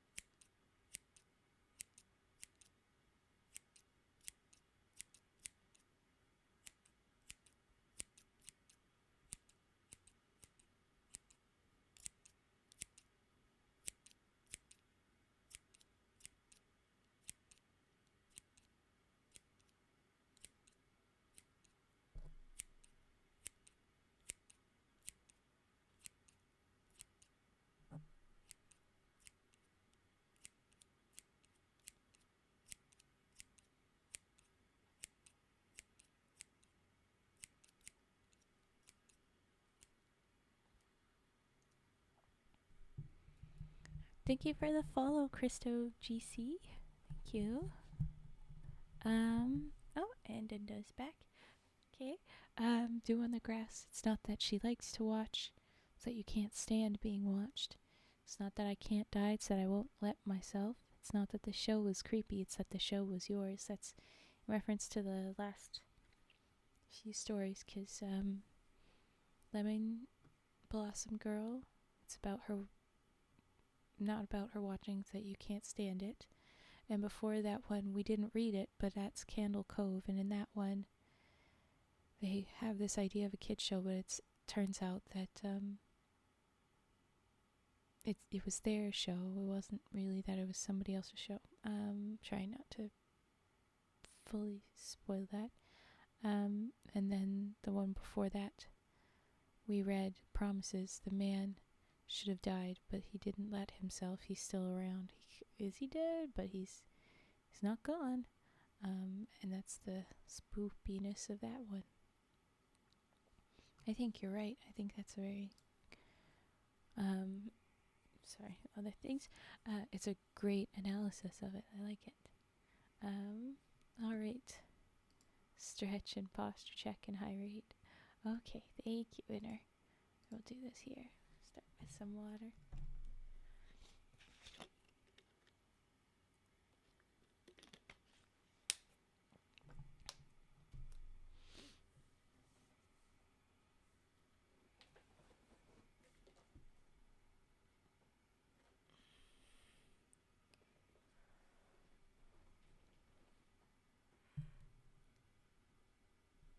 Okay. Just assembling myself all over again.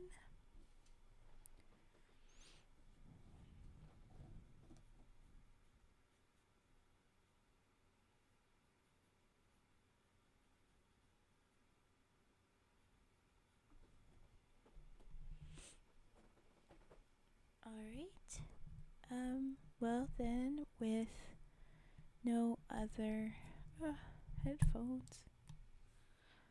With no other redeems, I'm going to move on to the next story. Oh, there we go.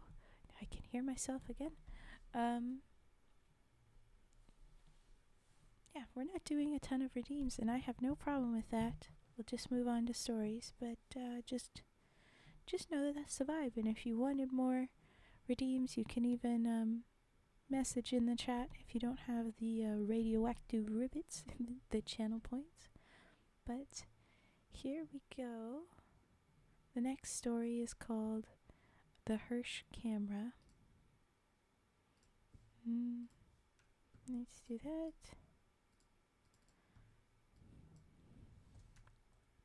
Ooh, dice. Okay, never mind. We can redeem dice quickly.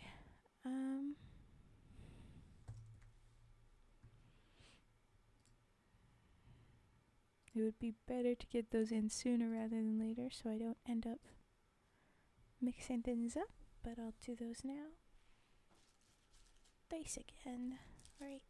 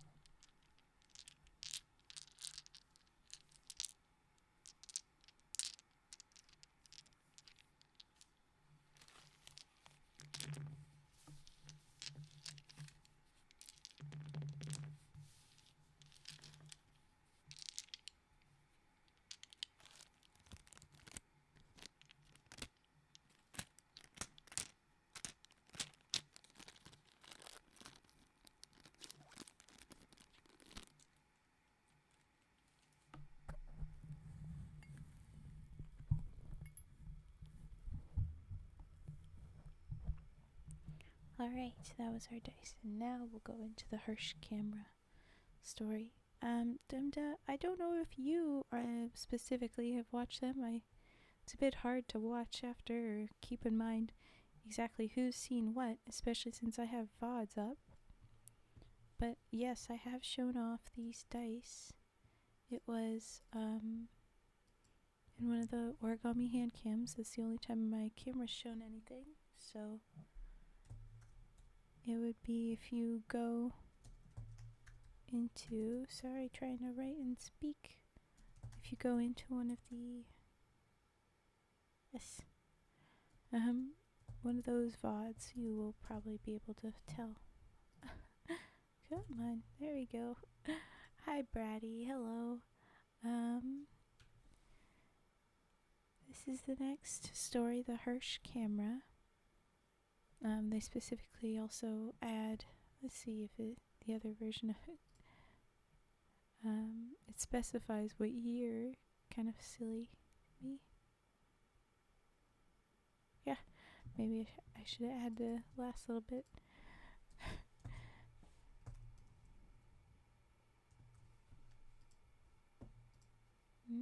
No. Nearly have it.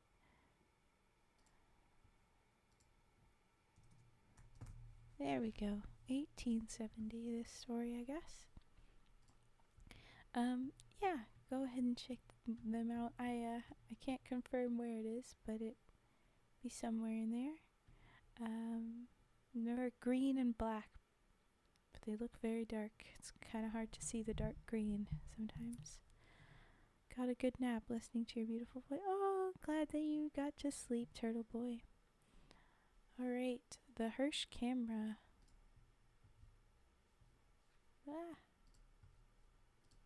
There.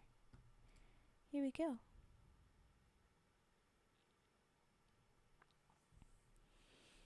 A real object that has made its way into Ichor Falls folklore is the Hirsch Camera, on display at the tiny Rand Historical Society Museum near the town center. Its inventor, chemist Robert Hirsch, can claim ancestry back to the original 82 settlers of Ichor Falls. He remarked in letters to colleagues that the town resided in a wonderland of alchemical potential. I believe there is no more diverse geology west of the Alleghenies. The Hirsch camera is possibly the earliest functioning camera that was capable of colorful photography, predating DewHaron's color photography by 2 years.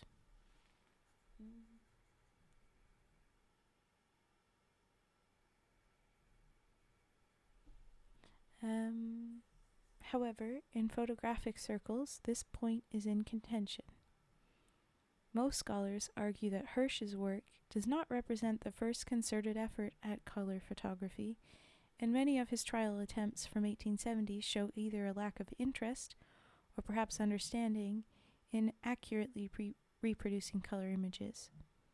These early developed plates show washed out or partially inverted colors as though from a semi-exposed negative. Look at the emote found. Brogby. Those are certainly something. They look like the art from that movie Flushed Away. The little rat thing. They've got those weird slugs and they look like that. Right? You played Oxford.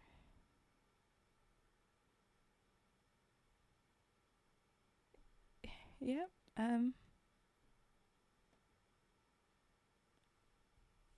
It hasn't referred to a shoebox. I would not know, but okay, gonna keep going. Hirsch's process, however, is notable for its methodology. Rather than silver iodide, Hirsch used silver chalcides to create one of the first panchromatic solutions.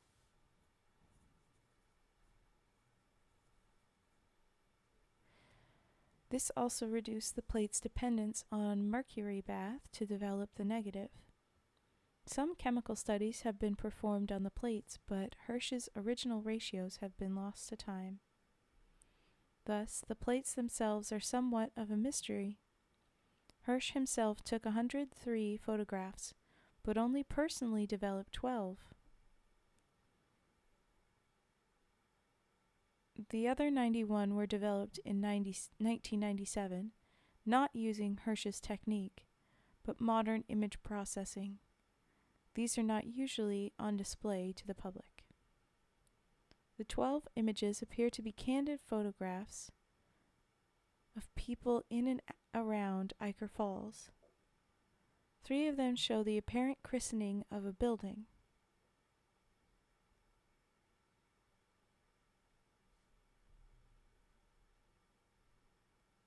Scratch Fury, they were all cats. Who were all cats? The photos. 3 of them show the apparent christening of a building. Several more show the town square or natural environments with people present, usually moving into or out of frame. Yes, the best photos are cats. Isn't that why the internet was made? The last image is that of a young, fair-haired girl who's not looking at the camera. The camera's cura didn't actually impart any pigment to a medium. Still had to trace the image manually. Oh yeah, that one. When cross-referenced with dated newspaper articles from the Ichor Falls Gazette, public record, paintings, and even other existing photography, the Hirsch plates were found to be inexplicably wrong. The building in the christening photograph does not exist, and several shops were on the wrong sides of the street or the wrong street entirely. One photograph shows townspeople at a nearby quarry, apparently walking blindly into a ravine. This was believed to be an overexposure of 2 or more plates, but a man towards the bottom of the frame appears to have fallen. Closer inspection of a forest scene shows all visible tree branches as terminating in human hands. Another plate inexplicably shows the bustling town center, but all the people are either crawling or blurred in mid-gallop on all 4s. Ooh. In another, a man walks to the right on what looks like 4th Avenue, his head completely obscured by an irregular hanging sign or object blurred in the foreground. When viewed at an acute angle, it appears that this oblong object actually is a white, grossly distorted head, with the blur not caused by focus issues but a violent shivering movement as the shutter closed. Ooh, it's very weird issues with the photos. I'm sorry, Inner. It was bustling. I'm sorry. Pictures of the upside down, basically. I think so. Hirsch's calcite technique also captured a quality that is not reproducible by modern film photography. There is a translucency, a confusion of the line and image in the Hirsch plates that implies depth or in some cases motion, even though these flat plates possess no lenticular properties. One photograph on display in the Rand, the one of the young girl, is mounted off the wall so visitors may view it from different angles. As the viewer walks slowly from side to side, the young girl appears entirely motionless except for her lips. This illusion is not a true capturing of actual movement, but a likely result of poor mixing of multiple exposures. Still, most agree that it appears she is mouthing the word out. In 1872, Robert Hirsch left Ichor Falls and moved west. The camera and Hirsch's 12 plates are on display seasonally at the Rand Historical Society Museum at Main and 2nd. I guess this goes well with your theory, Dew, that it's us coming up with the issues. You know, that the photos are probably just improperly done, but we're coming up with, what does that mean? How's that how's that possible?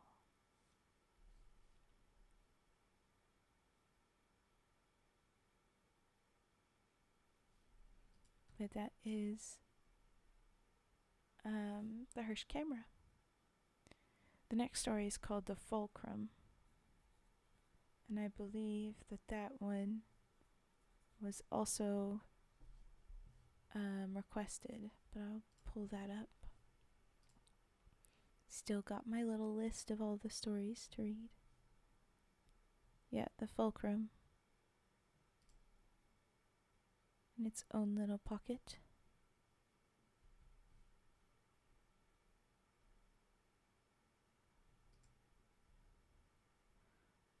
We have already read it. Haha. Never mind.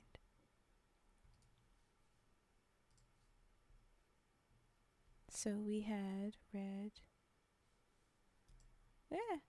the story Candle Cove and The Fulcrum already from the bigger collection here. Oh, I missed that. Could you do The Fulcrum again? It gets progressively louder at the end and it's so good. I put it in a different stream. It will be in the description on the YouTube channel. So you will be able to find that. I just don't want to do the loud today. Generally don't much want to do the loud, but I don't want to do the loud today. All the pictures, but our brain usually filter out the weirdness. Yeah. I think I could find it if I went looking, but alright. Then the next one would be Opossum Society or Possum Society. Debatable to use the O or not. And then we'd, I think we'll wrap up for the day. Wrap up for the stream, sorry. So, if there's any...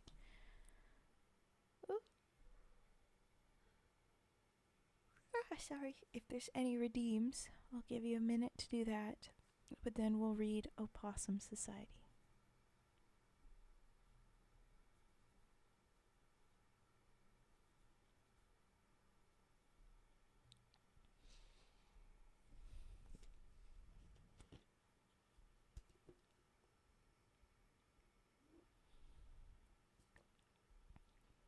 Alright, Fet. And then, okay. Alright, sounds good. Guys, I'll do those right now.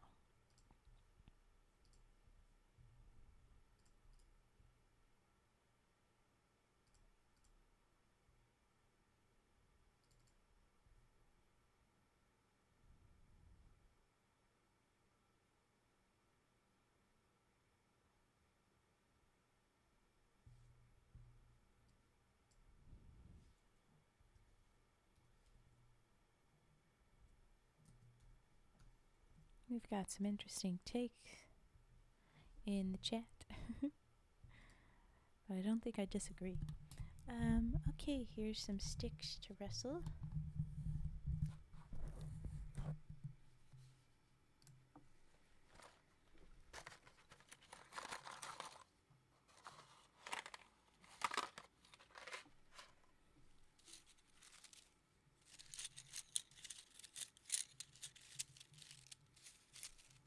Thanks for the follow, Ashley Jane. I will have to look at that closer in a minute, but here's more sticks.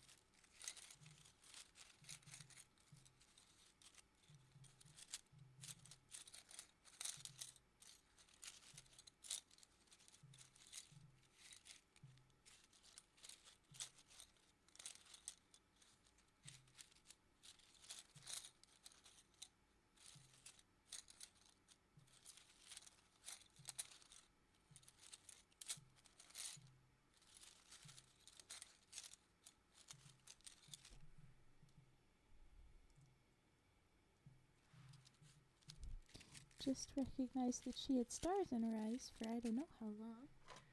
And Ashley, I'm sorry, I would have put in the Discord myself, but my hands were busy with the sticks. Glad you got it now. Okay. Keys. Stew keys. Also, piragua. There you go. Oh, wait a minute. What did I just mix up? Oh, that was a trigger word. Jeez. Ancient Egyptians were the furry pioneers. And then piragua. There you go. But okay. I'm catching all up. Alright, it's keys.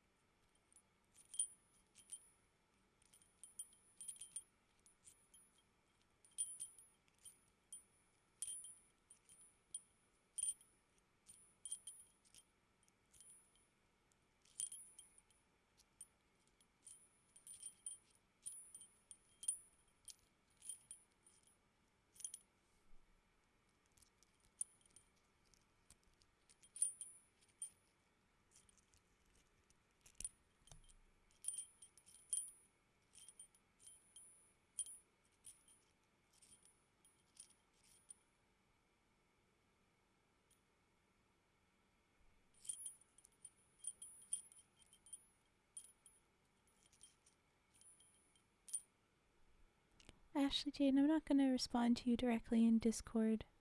You can chat here with everybody, or you can chat in the general chatting.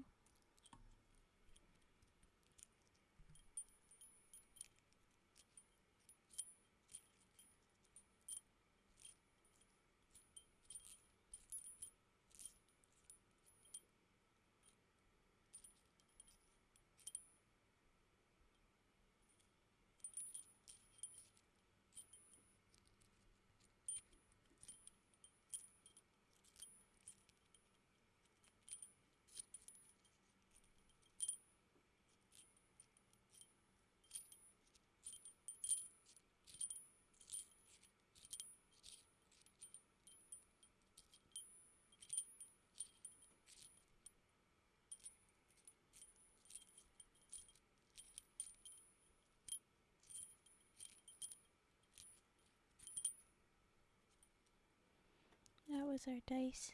And now I'm going to move on to card dealing, so I'm going to have to readjust everything for a minute.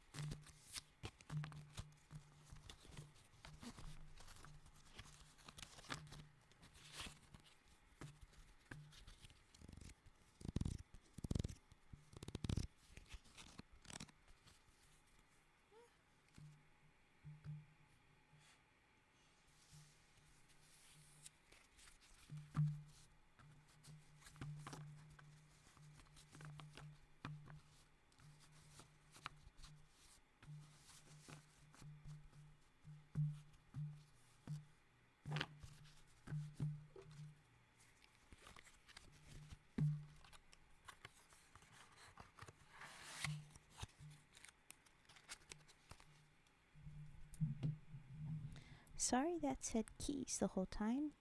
I'm gonna make sure that the dice says dice, but oops.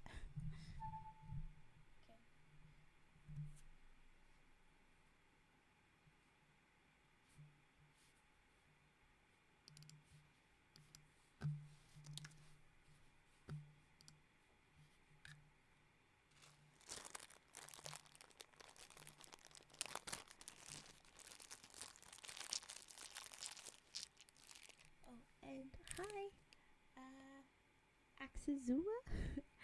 Hello.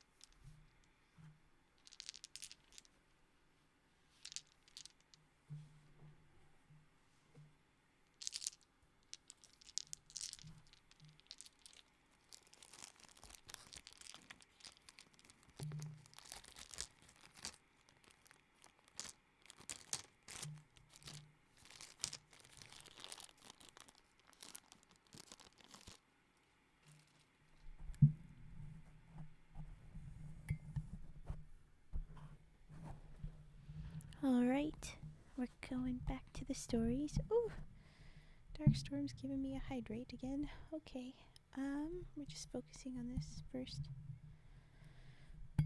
Okay. Alright. Ooh.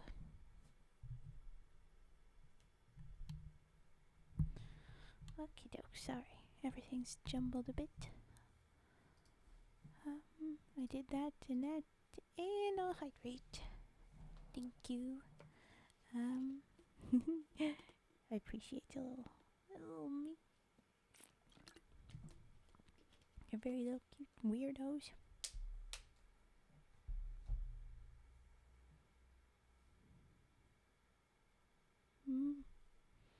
Gotta hydrate before a story. Oh, yuck. Oh, yes. Keep our raven well hydrated. Yep, thank you. I'm usually pretty good, but yeah, sometimes I forget. Okay. Opossum Society. Not dice. Opossum Society.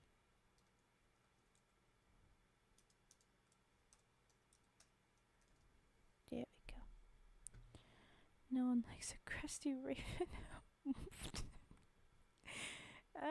No, I don't think so. But let's not refer to me like that. I hope I'm never crusty. The crustiest I will be is when I'm at the Krusty Krab. Okay. Opossum Society. Our last story of the stream. Ooh, and befitting our card dealing redeem. My grandfather was a big card gambler. There you go. And told us a lot of wild stories from his traveling youth. He mostly kept to 5-card stud and was a master at bluffing.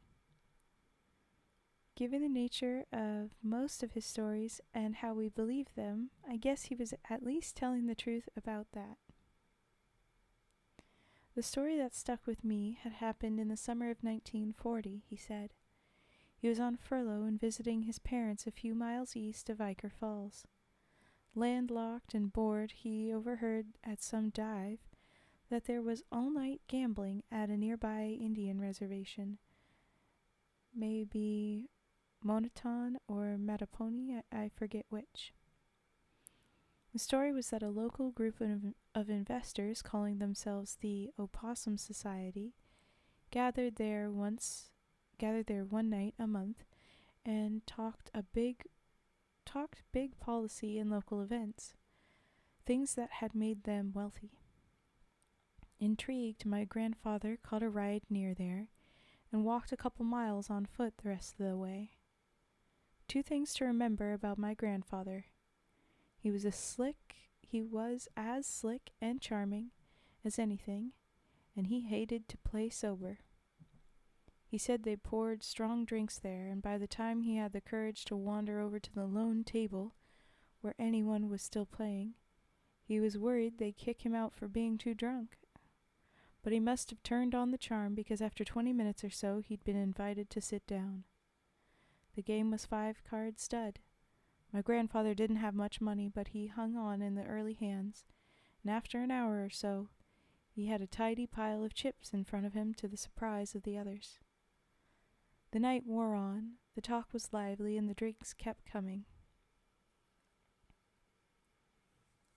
An old woman came around with a tray of shots of whiskey, which she placed in front of each player. Each raised their glasses, and one man made a toast to the Opossum Society and to new friends. They all drank, and the dealer continued with a new hand. My grandfather said the tone of the game changed. All the din of small talk and high conversation was replaced with the quiet shuffling of cards and the clinking of chips. Sensing this, my grandfather bet conservatively, but it became increasingly difficult as the pot grew. Finally, deciding the most he'd be out was the money he'd walked in with, he went all in on the next hand. The entire table called, and the cards came down. Although there was a clear winner, and it wasn't my grandfather, all eyes on the table turned to one of the other players who had trash cards and no chips left. Sweating, he pled with the dealer, the others in the society, even the old Indian woman. "You know the rules," said the winner. At this, the losing player burst into tears, and knocking over his stool, ran out of the place, whimpering and moaning. The other players congratulated my father, saying he played a good game, that he had an open invitation to play next time they gathered. The old woman came around with another tray of shots and set them down. When my grandfather said, "No more drinks, no more for me, thanks, I've got to get home," but she insisted he drink, he asked why. The winning player leaned in and said, "It's the antidote." The end. So that shot before things got heavy was a poison, I guess. And the man that ran out was being told to leave before the antidote came because he had lost. Oof. Yikes.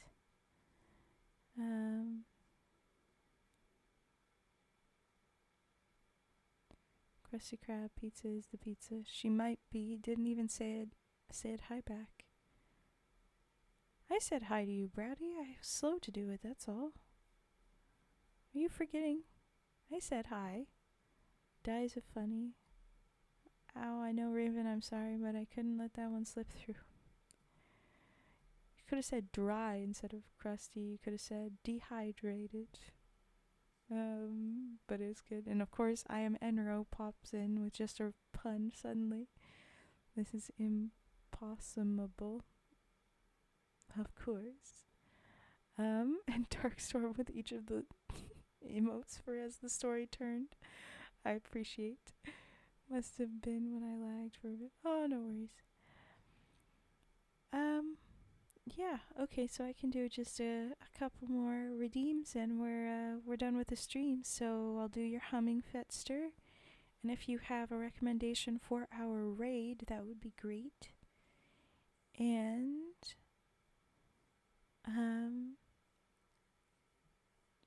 well, as long as they're another quiet, like, ASMR streamer, that'll be good. I need to see her. Love emoting. I'm glad, they're always really fun. Little hype. bouncy box. That's cute.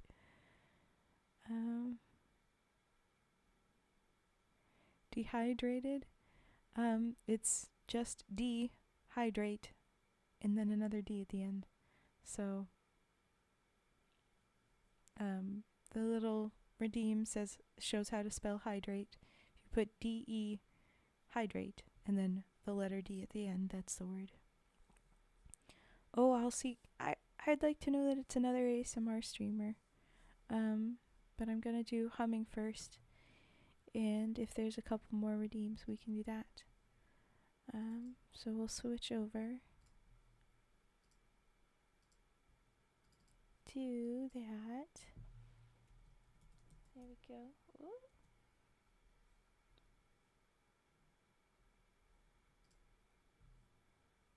Okay.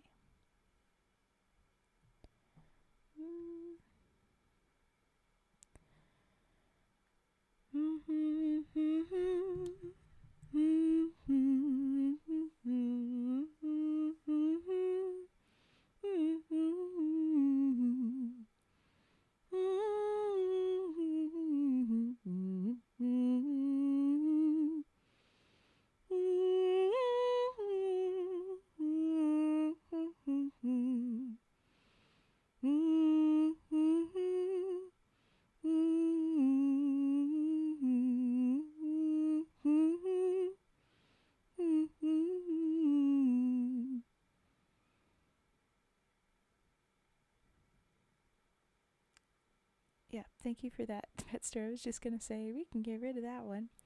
All right.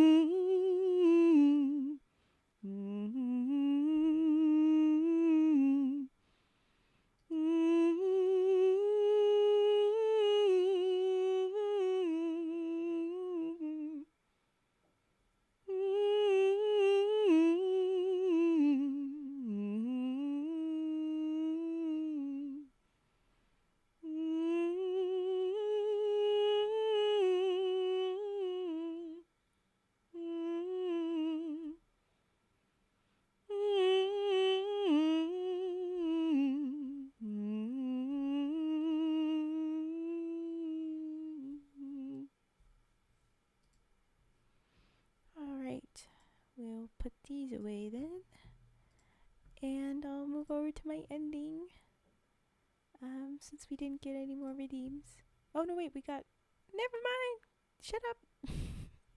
Ah! We had a singing frog. How did I miss the singing frog? We'll do the singing frog. I'm sorry, I almost missed it. Okay.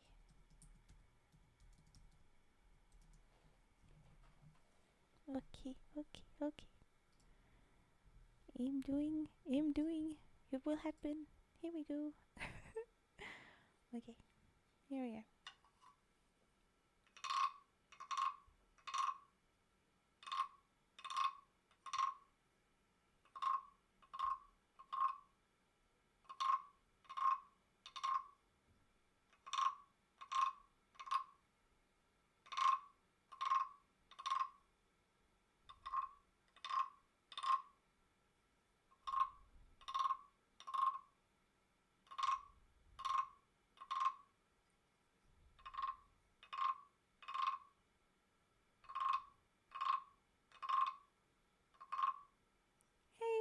thank you for the follow. Excuse me. We met our follower goal. Yay! This is awesome. The growth has been pretty ridiculous how quickly I've been growing followers, but I really appreciate that. Ooh, okay, ooh, there we go. That's easier. Thank you, ooh. But woohoo, we got that. I'll do a little bit more frogging here with the singing frog. And then we will I will look at the other person. I'm always good with the oh wow. I'm always good to do non-VTuber. It's just that I want it to be ASMR so that we're going into another quiet stream, which I think we talked about briefly after one choice. So I just want to make sure. Yeah, I saw that. So it is good. But I just want to clarify, not being VTuber is not a problem. That'll be fine. Thank you for everybody that says congrats. I appreciate. Thank you. Okay, a little bit more singing frog.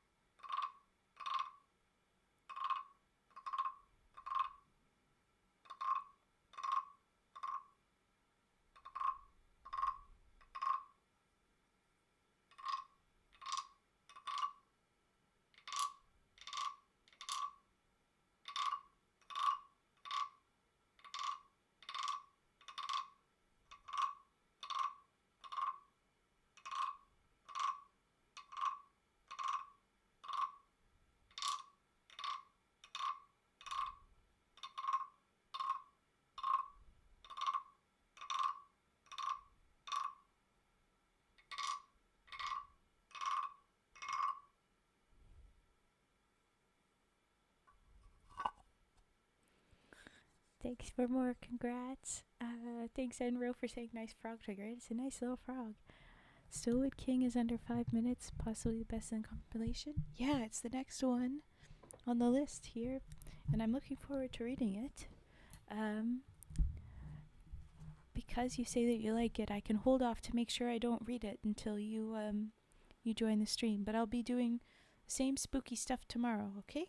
So that's the 5:30 EST or EDT time. I'll start up with the spooky stream again tomorrow, and that's when I will read more of Ichor Falls. 500 is just around the corner. You can make it right, Ray. Thank you, Brady. Yeah, I'm excited. We're not that far from 500. This is crazy. Okay. Yes, I will transition. Now we'll go to the ending theme. And we'll head over to, I gotta scroll back and find their name again.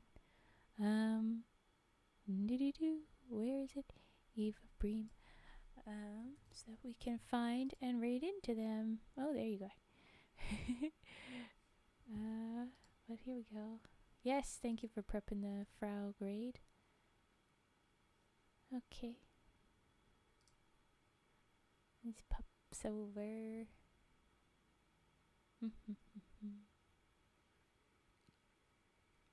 Oh my goodness, this looks like a heck of a time.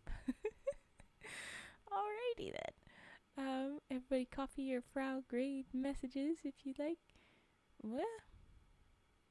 It's always a little bit tricky when I'm trying to copy it.